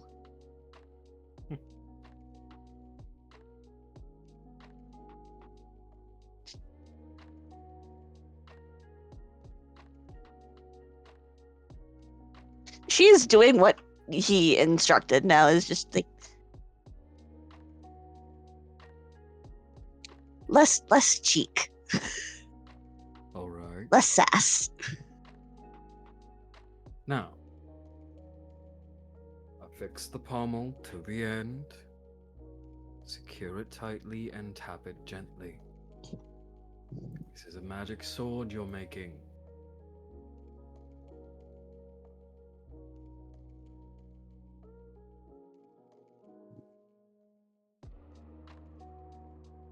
I know.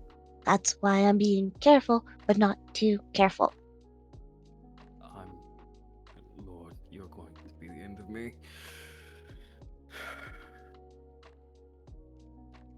It's like the time that you wanted a sword that was too big for even a giant to wield.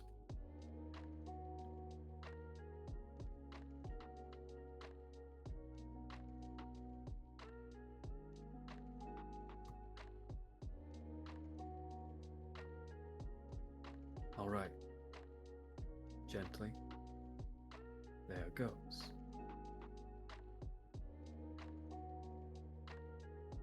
Now, draw the blade.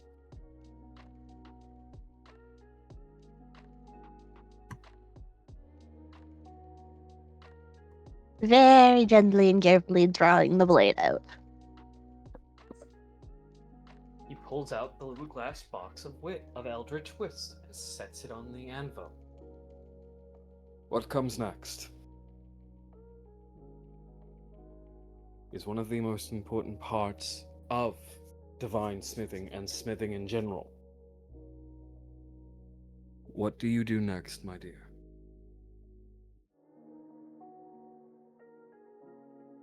Carefully inlay the enchantment. No. You're right, but no.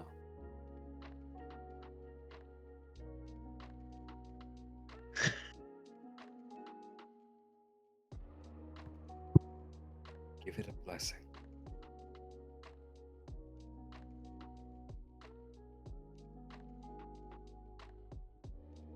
You are the wielder and its creator. A blade is not an item, it is not a weapon if you have forged it. It is life that you have created. Bless that life, Aurelia.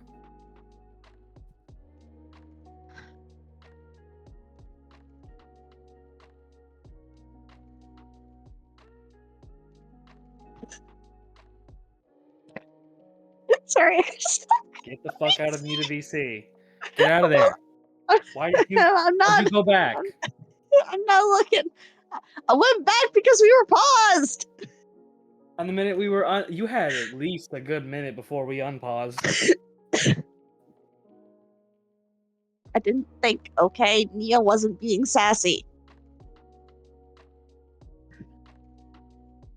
Alright, focus up. Aye, aye, Captain. Puffs out her cheeks, looking at the sword. Like, dude, think donk hours, give her a sec. Sort of energy towards her dad. Take your time. A blessing can come in many forms. It can be as simple as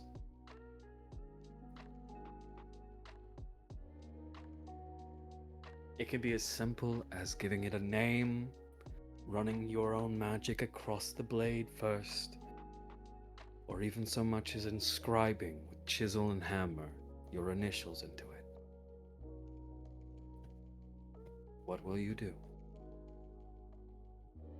How will you bless this blade? In this specific instance,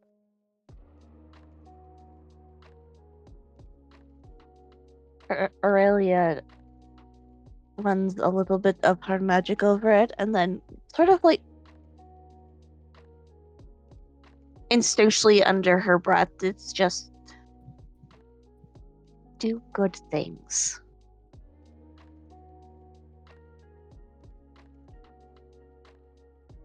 Now you may inlay.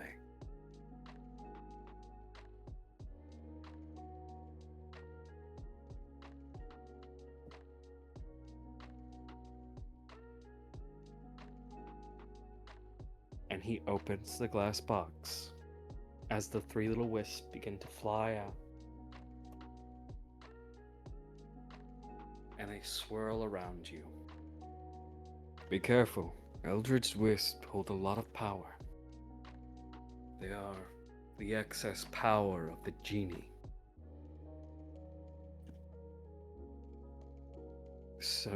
a servant of all eldritch creatures.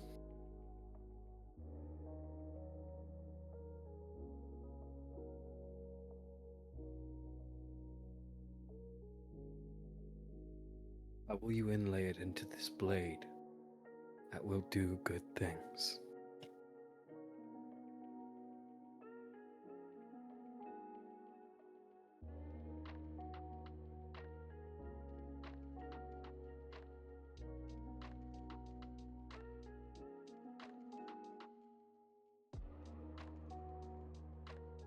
Think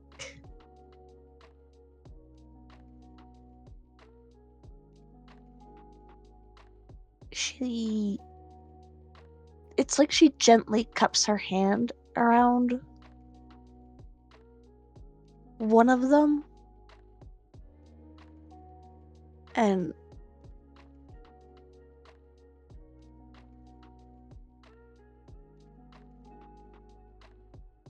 it's somewhere between like placing it down gently on the sword and pressing it in the same motion.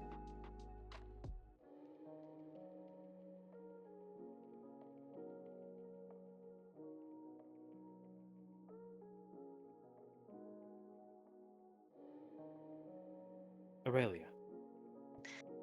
Yeah. Choose 3 memories Aurelia has, and she will remember them.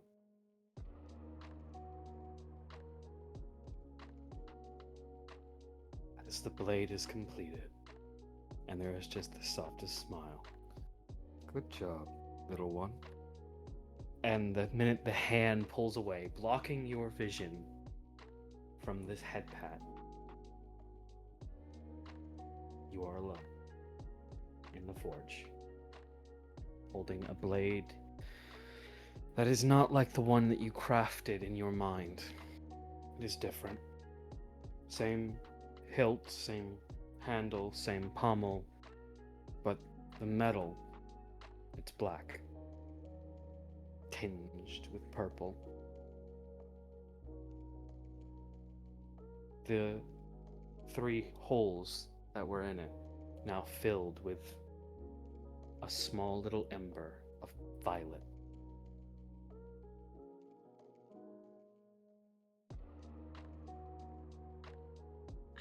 Really just sort of holding it and looking at it just like, huh. The Booming Blade. Something you made when you were young. Your first magical sword. I was there when it was crafted. I mean, I imagine you would have to be. You lived in the forge, didn't you? No, No? I was born in the forge. I'm an elemental, dearie.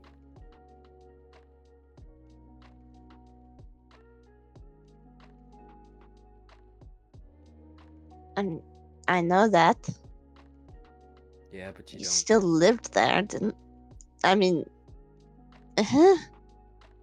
Did you find me in your old temple? I don't know. I wasn't in the temple. I was born there, raised there, from just a little wisp that a little girl picked up off the counter.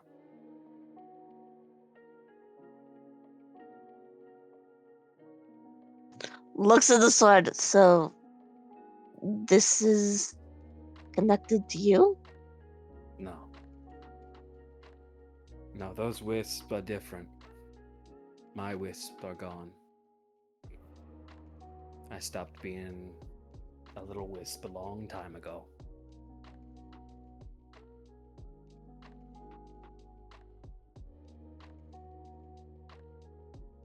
What happened?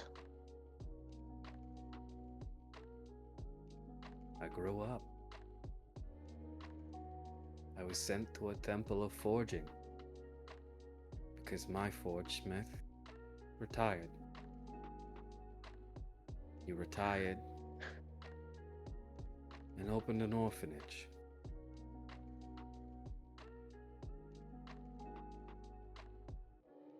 You quit because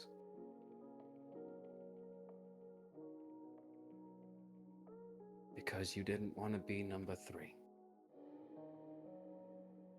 I can't tell you why you felt that way. I was there for it. I know why, but I can't tell you why. I won't do that to you.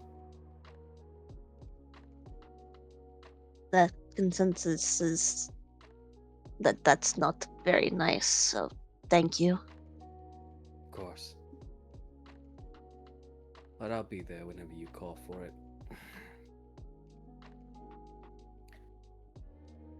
Now, can you please throw that magic sword into the fire? Or rather, the lava pit.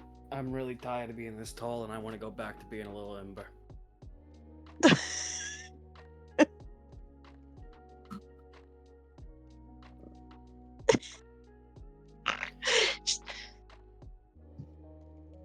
Don't Why forget am I putting it in the lava?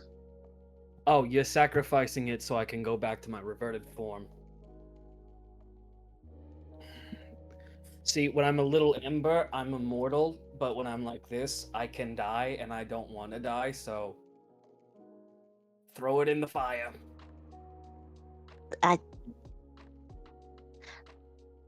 Makes absolutely no sense, but I also don't want you to die, so just sort of hesitantly sword and fire. And this will be the scene we leave off with Aurelia. Aurelia, as you hesitantly go to put the sword in the fire, it touches, this black blade touches the fire and ignites with this violet wall of flames. And you see something. You see a small figure. Can't be older than 16. And you see him pulling off a chest plate. He's wearing a jumpsuit. Hood up. Hey, stranger danger. Look what I found. Don't call me that. You see a green-haired figure walk up to this young man. What? It looks good. I can make it work. Scraps. Yeah, what do you... And then then both figures stop, and the small one turns and looks at you. We're being watched. Holds up a rock and roll sign. Fuck you. Wisp. And then the fire dies down. And as it dies down, right over here is a lantern with little Blaze, who is just going, what the fuck was that? Was that not you? Did you not do that? No! I did all the illusionary stuff of like the little Fimber, the wisp. That was me. You picked me out. I was showing you my memories to help you remember yours. What the fuck was that?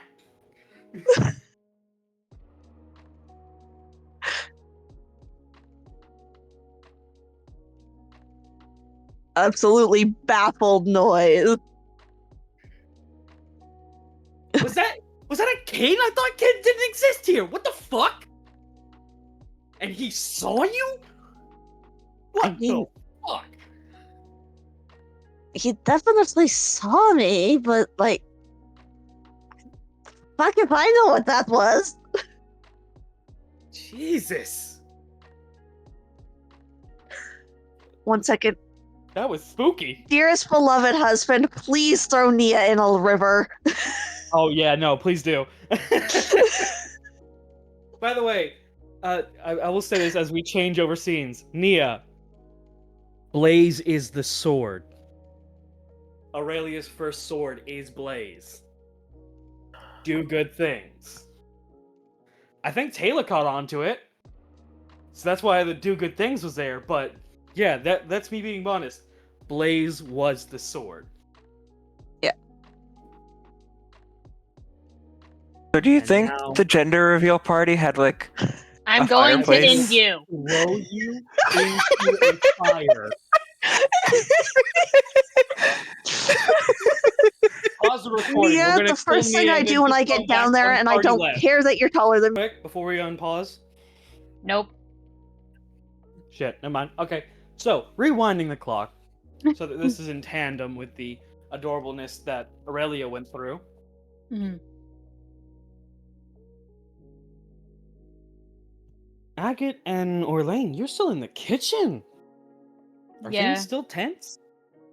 I don't think they're tense anymore after losing the bet to Agate of like, how long do you think it's gonna take Noctis to call me after I say I'm okay with no warning? God damn it, Noctis. After that call and leaving in, I have a twin sister. And literally being like, I'll call them when they asked me to. He just kind of looks over at Agate and goes, so that's what happened. Are you enjoying being a part of the scandal? Is having family normally a scandal? He blinks a little bit. Family? What are you talking about? My family's in the other room. Well, part of it. You just... Do you not have a sister, then? Well, I do, but I haven't met her yet. He kind of scrunches up his nose of like, Oh. It's like that scrunch up of nose of, everything is happening at once. Then he kind of starts to go back to writing.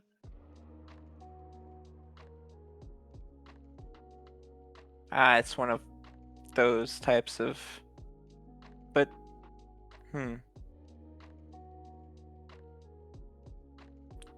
Would she not still be your family, though? I don't remember anything about her. It's hard to have familial feelings for someone you don't remember. Not in full.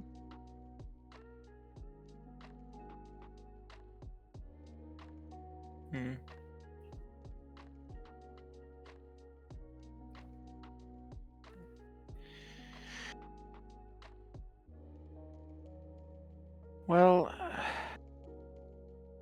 How long have you been at this? Roughly since dawn. Why?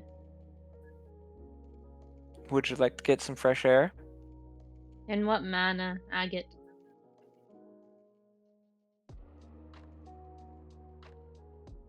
Going does- outside? He does look like a little frustrated, but you can't really tell what it's about.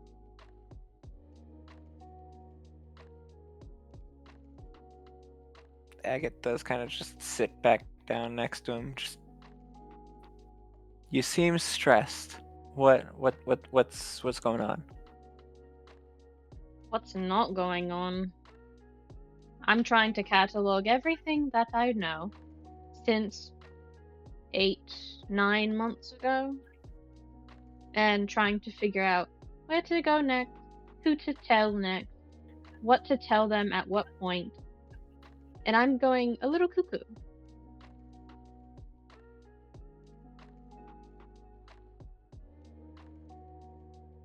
Do you want a coping mechanism? He raises an eyebrow and is like, what does that mean? Is it a healthy one? I would have said a healthy coping mechanism if it was a healthy one. He squints now. What's your idea of a coping mechanism, Agate? Well, I'm not that familiar with my weapon just yet. Perhaps we could spar. He snorts.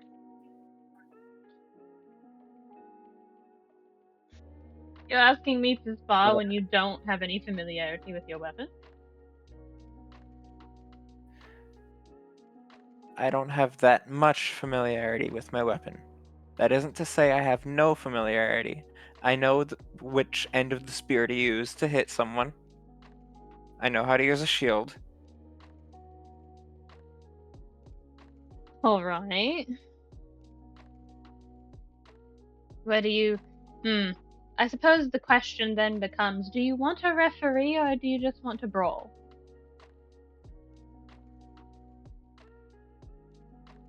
I feel like that entire sentiment in his mind, with Clyde less than 120 feet away from him, was just a moment of, huh.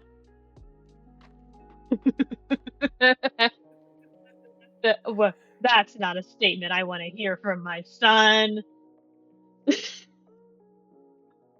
Boys. Do we need a referee to fight fairly? I don't think so, but I am not in a good mood right now. At this moment, I suppose is better. I was in a good mood. Then I'm not, then I was again, then I am. It's kind of complicated.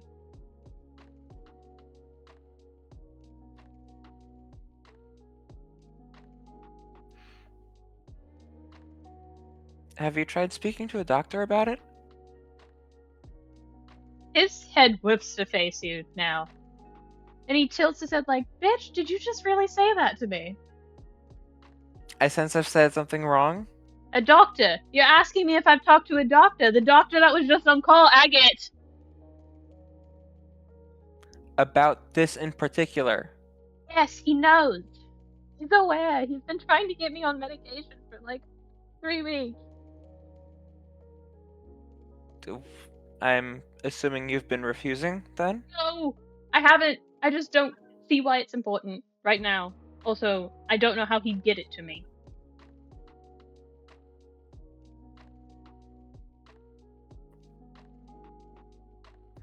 Magic is a thing that exists. I They don't can think he probably has that magic. I don't think he has that magic. He's a great many things and a great many types of people in the same body. I don't think he has that ability.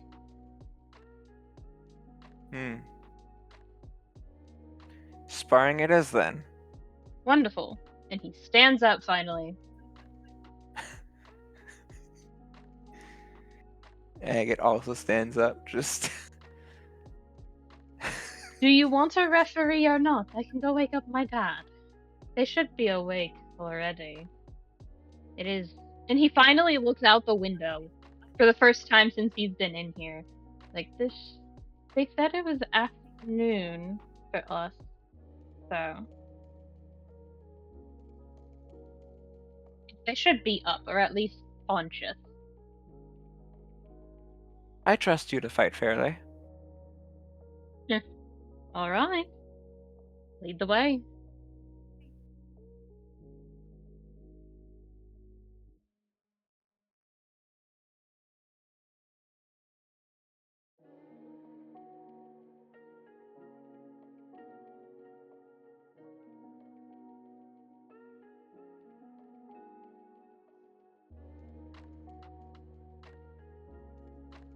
As you both move outside, Hmm. someone poked Tryphon. I'm gonna have this very funny, quick little scene with Tryphon.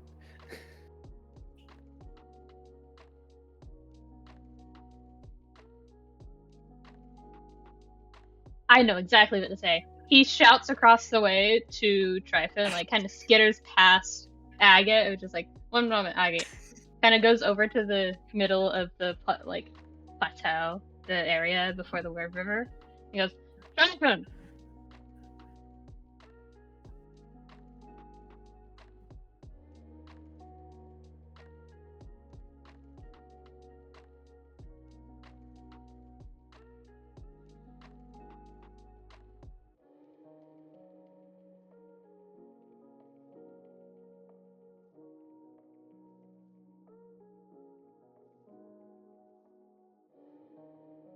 Cherry! Yeah.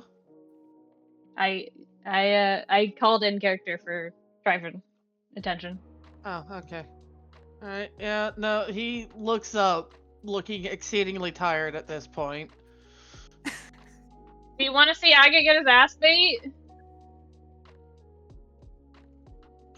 There is a pause as he looks down at his at his work, looks over at Cupronickel. Yes. Wonderful. Come along then. Meanwhile, Cupronickel.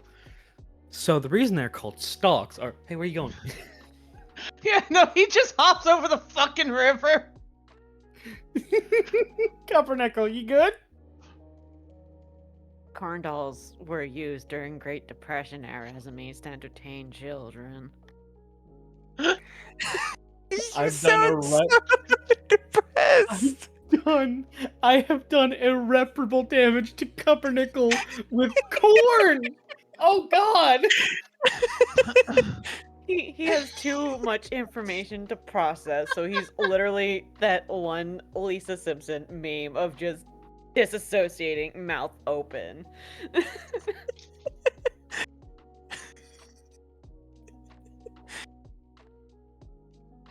And he does like tilt his head around Tryphon and goes, Cupronickel, you wanna join us?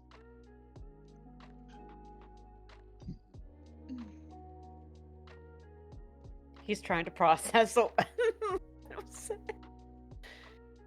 and It'll take your mind off of whatever is making you look like a kicked puppy. It's corn. What? Corn? What about corn? He was asking about some of the crops I was planting. I couldn't explain corn, so I went to go try to ask Izanani to help, but Clyde You came asked- out instead, and Yeah. he's been spouting corn facts this entire time. Clyde does that when you wake him up about a question. I want to say it's a question. We did that once as a joke. It didn't end very well. It's corn why I requires have the human argu- intervention for propagation. Yeah. This is why I I'm have the about to argument throw a about rock peaches and at him. nectarines all the time. He's just gonna slowly make his way over.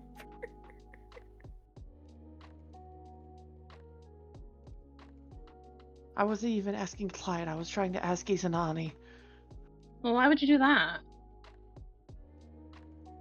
Because she also works in the fields. Okay. Well, you're And going to see I Agate don't get know his how ass to. beat. Yeah.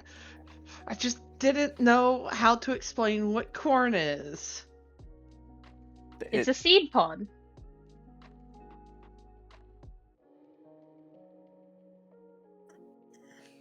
Would you even understand what he means by a seed pod?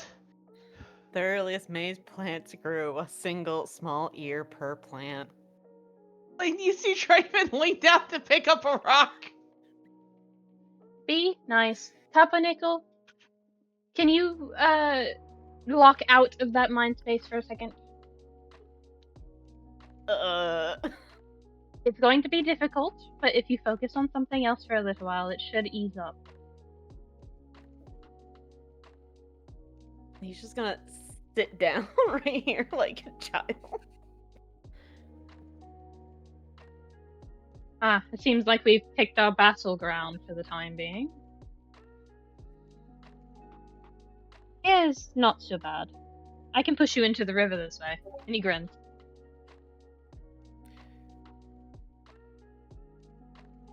You can certainly try. Alright, then move. You get closer to the river and try and keep your balance.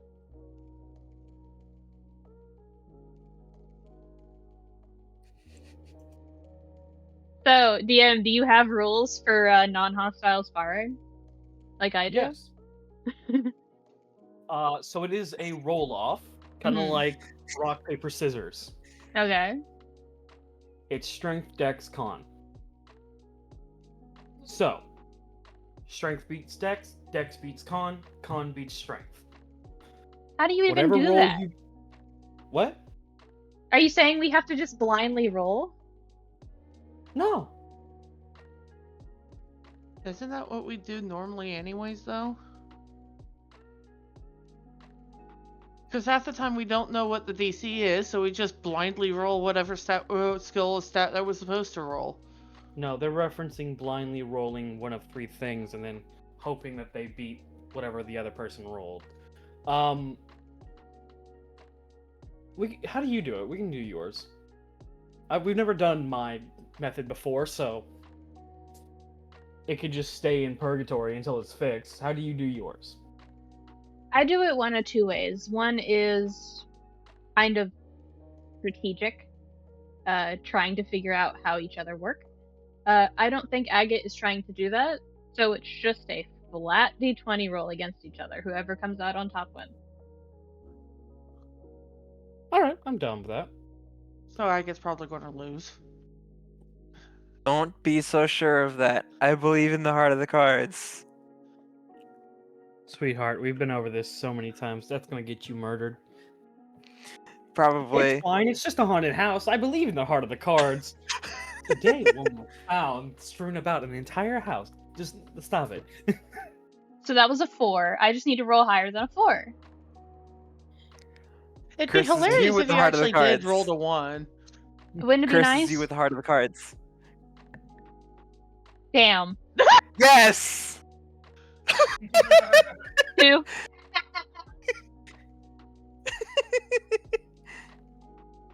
I think Orlain is very frustrated. I think that's why he's not locked in. I think that's... Put him on his back foot.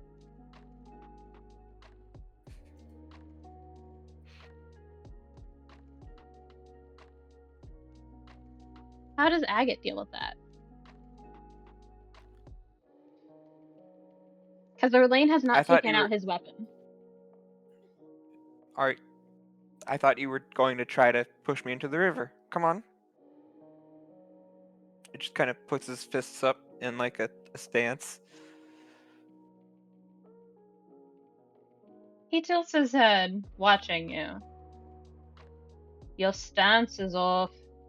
You're not a monk, are you? No, I'm not. I'm... I suppose it doesn't matter. And I guess that's where he tries to push again.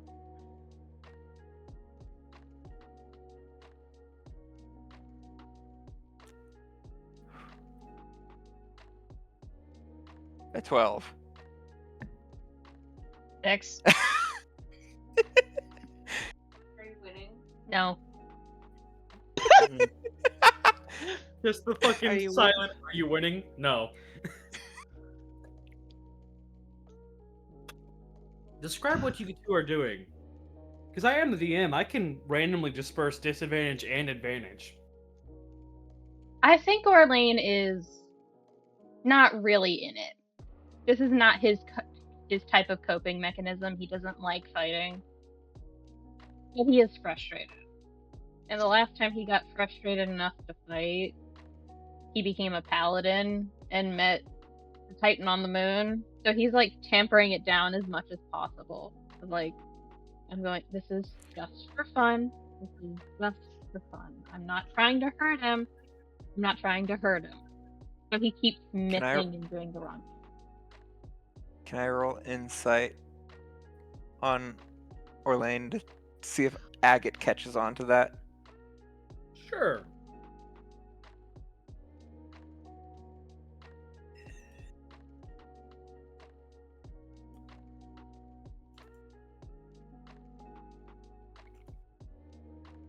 That's a 9.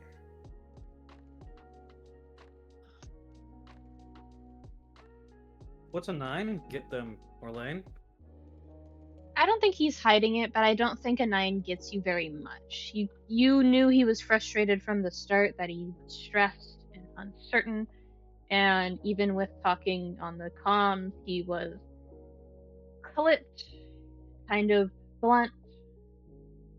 He didn't seem like he was having a bad day, but he was having a stressful one. So I think you get what you already know.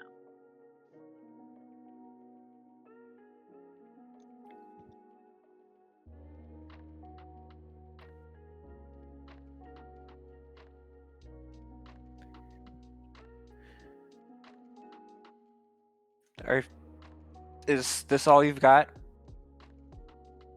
Obviously I- not. He I've just seen makes you a gesture fight. of, what the fuck are you Obviously, talking about? Like, try to hit me. you want me to try and hit you right now? Yes. Yes. Can I roll an unarmed strike? Yes, with advantage. Would that be a dex save to try to avoid it? Sure. With I'll say it's a base roll for you since you're literally Yeah. taunting them. Yeah. Natural 20. Hey, you remember that Dorime? Yeah. Dorime Atuse. Guess what, bitch? A monk just square hit you in the face. Or wherever the fuck He hit him Orlain in is the gonna hit. chest and knocked him backwards. You know how I made the joke about being hit in the solar plexus with Aster and Arthur the other day? Yeah. Guess what, Agate? Yeah. He kind of stumbles back a bit. Your foot hits the back of your heel hits the water. Orlain takes a step forward and goes to swing again. Orlain. Yeah.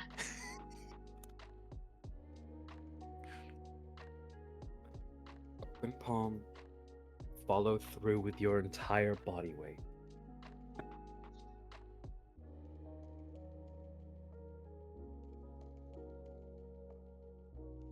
Do you listen? Yeah. I think it's more subconscious than anything else, just listening. Agate. Mm-hmm. You watch Orlain kind of take a weird stance.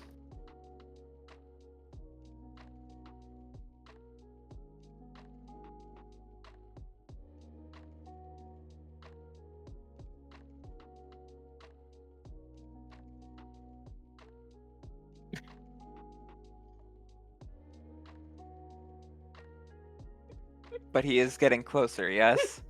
Yes, Orlain's getting closer. But something in you suddenly tinges with this sense.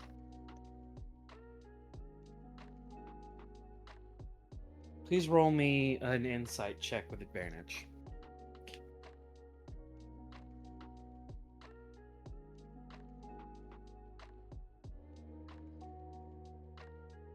Hey, 23. That was a 19 and a 1!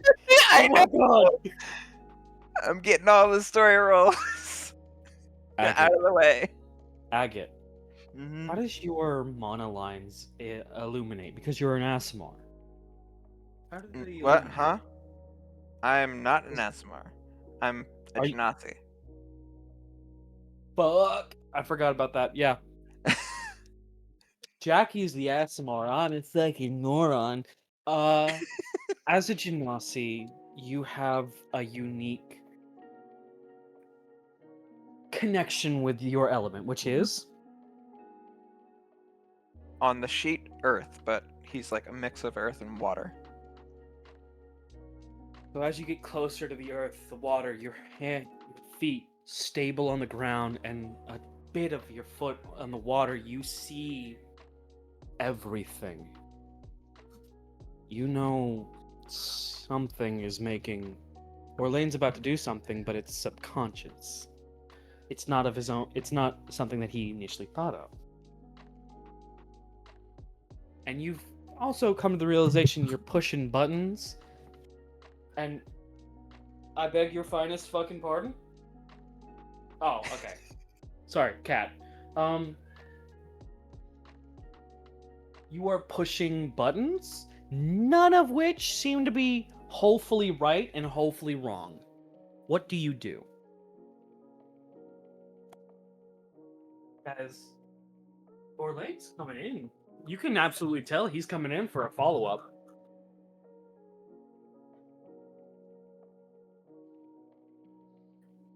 Can I try to grapple and just pull him into the river with me?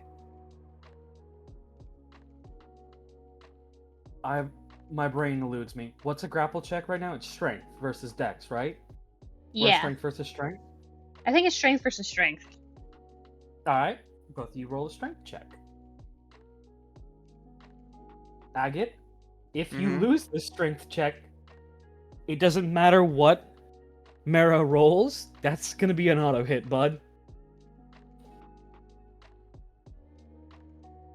That's I can take it. 21. 1 versus 9. 9. Orlain, you are grappled. How do you grapple Orlain, Agate? Just kind of like arms around like the chest, just falling backwards, intentionally falling backwards.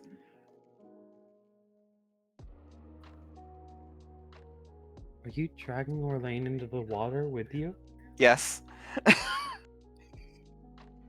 Orlain, Mm. you are going to hit Agate into the water. You have been grappled. Do you do anything to try and break the grapple before you fall in? Misty step. That's what I was waiting for. So, Agate, buddy, pal, tell you mine. You lean back. I imagine you have this like smug face on, don't you? Holding Orlain. Just a little bit. And Orlain, what face does Agate see before the Misty Step makes you vanish? He just hears a sigh of, like, oh honey. And then he's on the rock. You hear, oh honey, and then all of a sudden you're hugging yourself as you fall backwards, and the last thing you see is he on the fucking rock? Splash!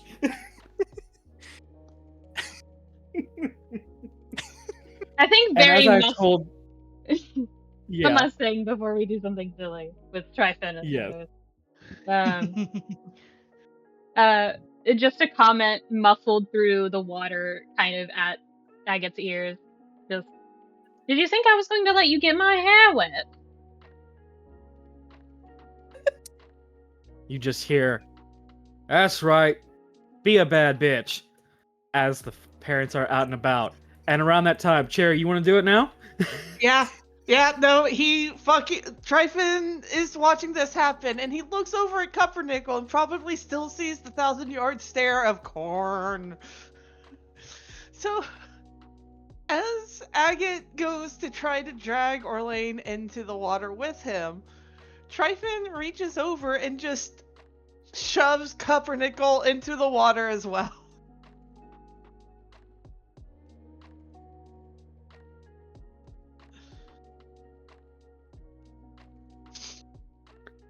Cupronickel, give me a dex save if you want to try avoiding this one, bud. Is it with disadvantage because of the corn? No. No. Oh, you're not fighting it? He just lets it happen. Okay, Cupronickel, you just for half a second you're like, finally, sweet release, and then you feel how fucking cold the water is. That both you and Agate, both of you, take a singular point. It's almost cold enough for you to like take that singular point of like, this would wipe away an exhaustion level suddenly cold, you know? It is, you are awake, motherfuckers. You are awake now. It's not that bad. It's not that bad. Agate, you hold up a hand. It's now drenched in mud. Oh god, it's eating me. But no. At that point, there is clapping coming from Hopper, who's watching you both, and Clyde, who's just by the river like, it's not that bad, is it? And Isa, who's just staring at all of you, smiling. And around that point, Aurelia, if you want to put your token back on the map. Tryphon's acting like he didn't do a damn thing. Because you have to remember, it has to be at one of the doors. Yes. Cupronickel's Hi, just... members. Rush. The son. The little baby boy. What is Cupronickel trying to say? He's just gonna sit in the river just for a hot minute. As you're sitting, do you fight the river? No, he's just gonna sit there just... What happened? No. Just Cupronickel does dazed and not go downstream. confused. As you're all kind of sitting there, just enjoying this moment,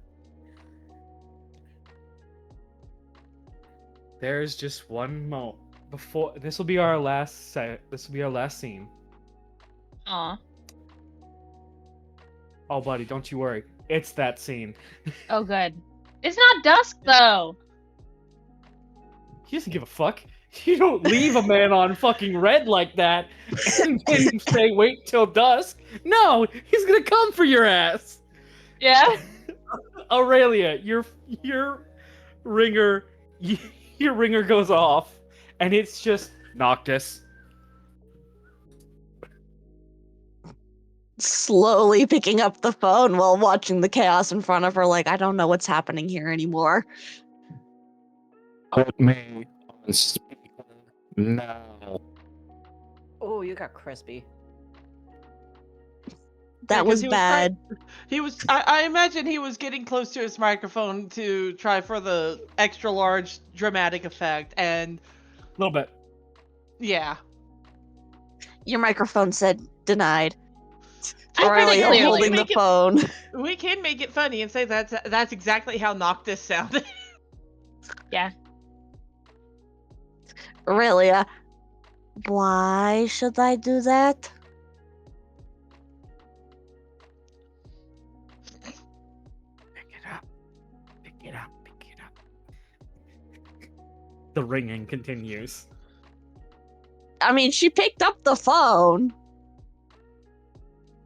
Orlain fucking Orthros. I'm Just- going to throw you into a river. I've been calling for 30 minutes.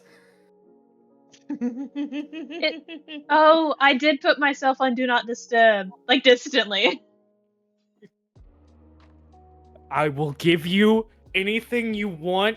I will even give you blood, Aurelia. Smack him. Why? He left. He says he has a twin sister and then said, fuck all.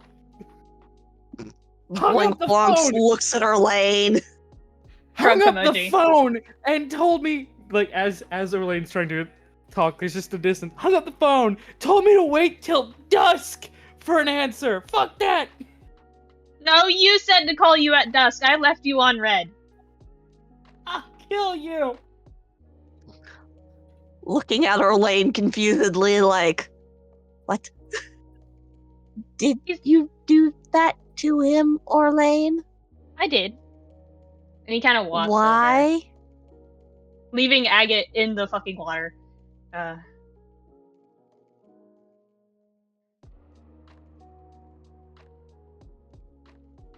Because I don't really have a lot of information myself. Just a feeling. And what Rook told me. Okay. Sort of like half holding out the phone to him. Do you want to talk to Noctis? I can just give, like, turn off Do Not Disturb and he can call me and I can walk off.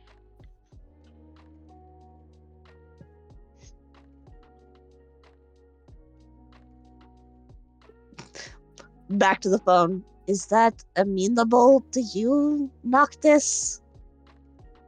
You. I'm not I- hitting him for you. I Do your own get- dirty work, damn. I will fucking find you. Do it, coward. They're busy. They're busy. Leave them alone.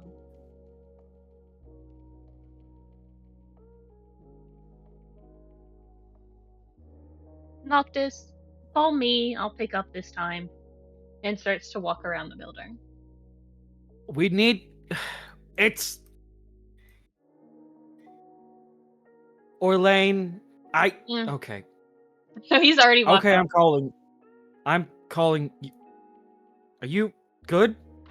Like, not just checking on Aurelia. Finally clocking, like, hey, are you good? You look kind of like distant. Yeah, just had a very strange conversation and interaction with Blaze. Still processing that. Blaze? Oh, the fucking wisp you grew? Yep. Cool. You alright? To be decided, it was mostly good, I'm pretty sure. Yeah, I remember you telling me about him. Like, I was, you picked him out for, like, that long con thing where you... Oh, God. We'll talk about it later, okay?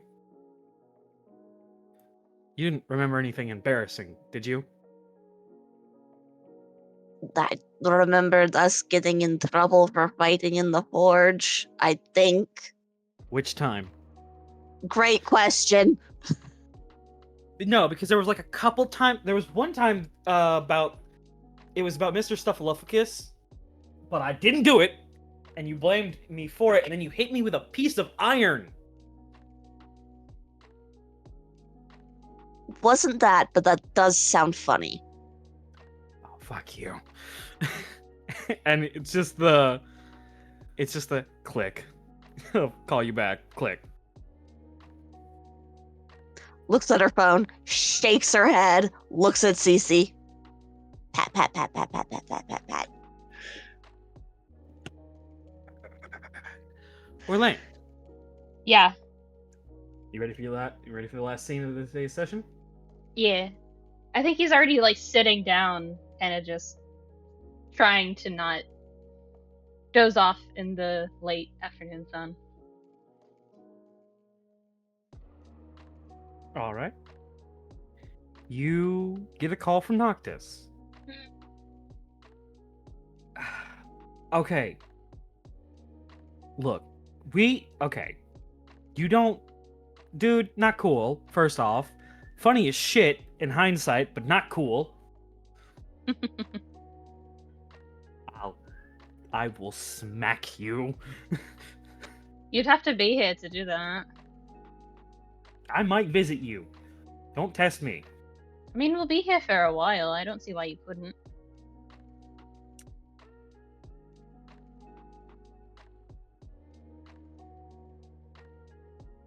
Okay. Tell me about the twin sister. Ah, yes. Rook told me quite a bit. But nothing really concrete. I know her name is Layla. I know she is my twin. Eladrin like you? Isn't that what being a twin implies? He doesn't sound condescending. It's like he doesn't know. Maybe? I don't know. Clyde confirmed that there is a commander named Layla and a Ladrin like me. Yeah.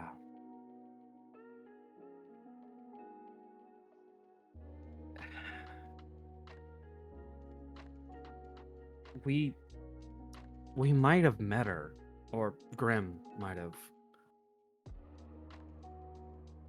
Is that so? You have good memories on her, or do you want memories on her? Where are we at right now? I don't really have anything of her.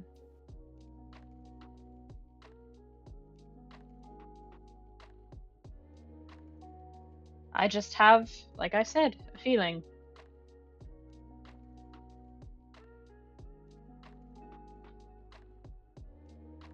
He does look kind of...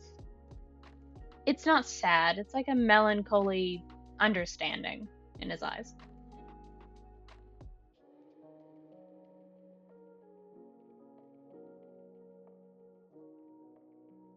Okay. This is bestie time. Do you want to see her? Or do you want to meet her? I think I want to meet her myself.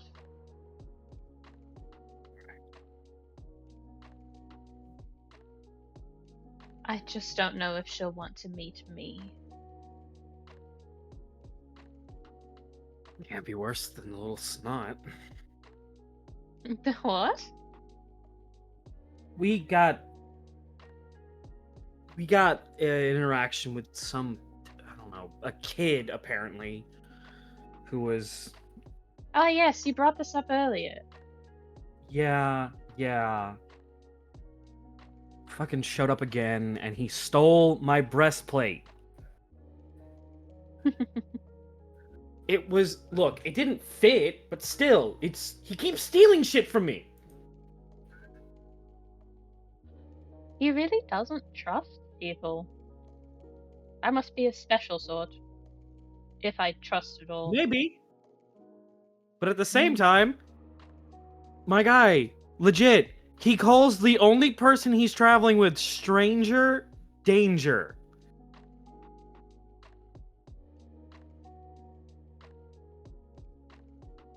That's fucked, okay? Kid needs help, alright? Was it a person with, like, green hair?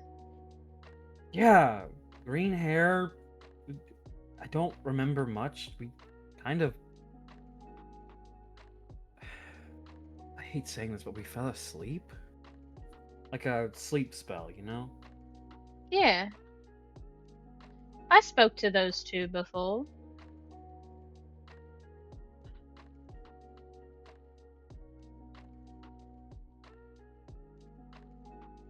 Around the same time that I met, Vailra.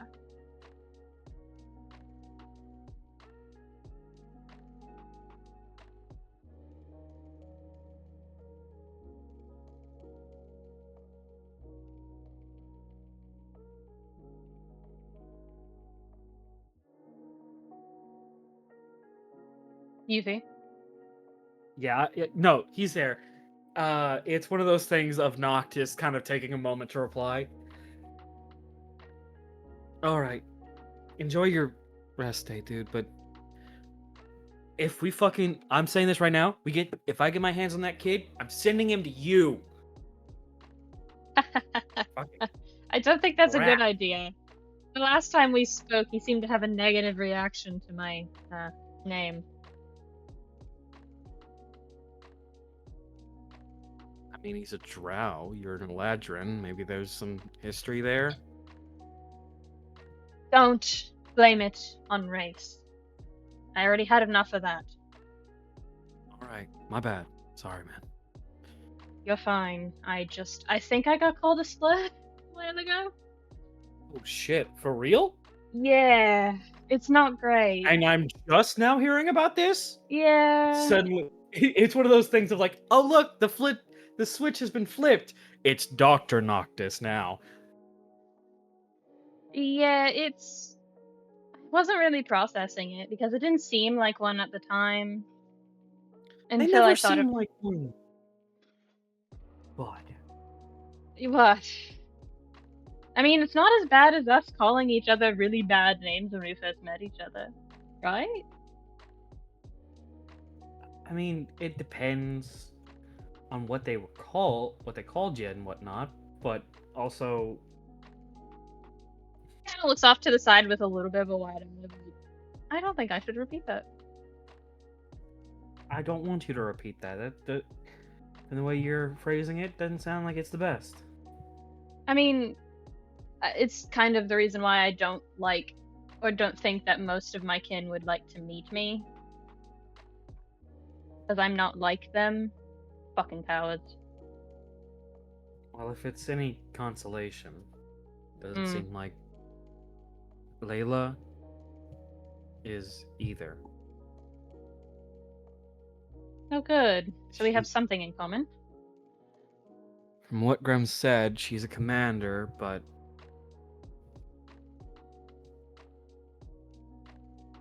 doesn't follow orders.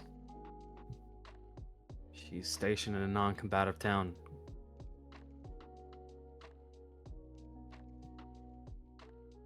She's working as a doctor. Good for her. I think there's like a pang of Not a memory, just a feeling. Same feeling he got when Rook brought her up the first time of no regrets, just sadness. You good? Yeah, I think I'm tired. Oh, before Right. you go rest, I should let you know one more thing. Well, I'm not resting. I have stuff to do. Oh yeah, what you doing? I'm cataloging all of the things that I have been told or have figured out in the past 8 to 9 months, and then I'm putting it in order. All right. I mean, that is somewhat healthy, actually. That's a form of not coping, but it's essentially a way to, what's the word? It's a way to essentially actualize the way they made you feel and then find a way to disperse it. Let go of it, essentially.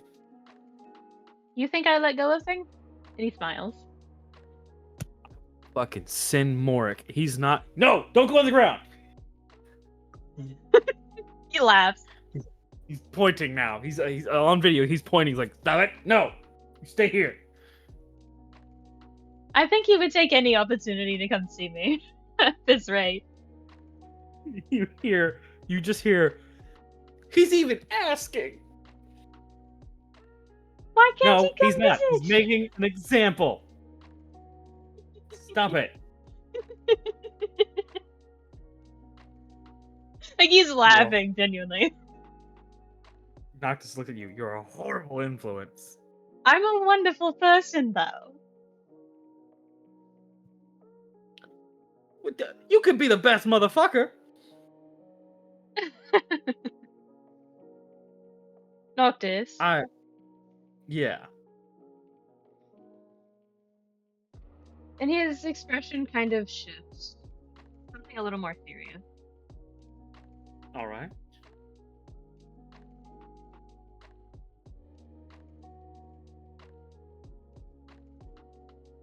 What word would you refer to me as?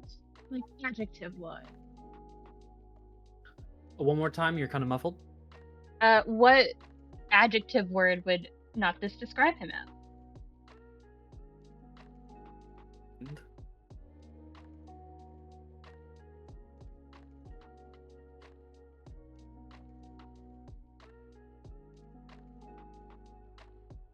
Best friend, if I could. That's a noun. All right. Adjective, like clever, cunning, witty, stuff like that. Oh, then stubborn. Suppose so. Just stubborn dude. I suppose. Orlain? Yeah.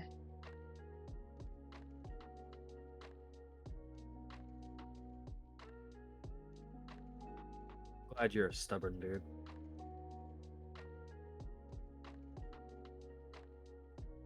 He shrugs. I suppose I should be as well. I keep hearing my mother's voice. What the fuck? What?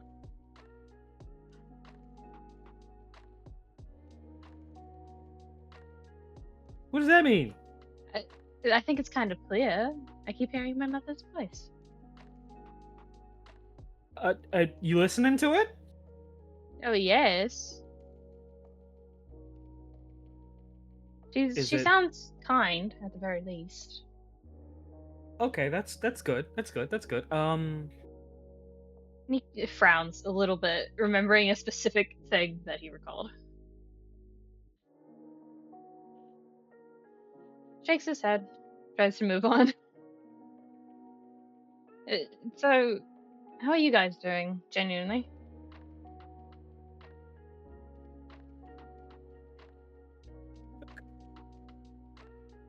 Just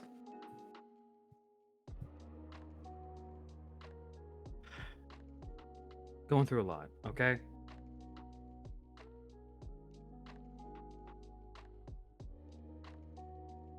You want to talk about it? Because I have all day. Sure.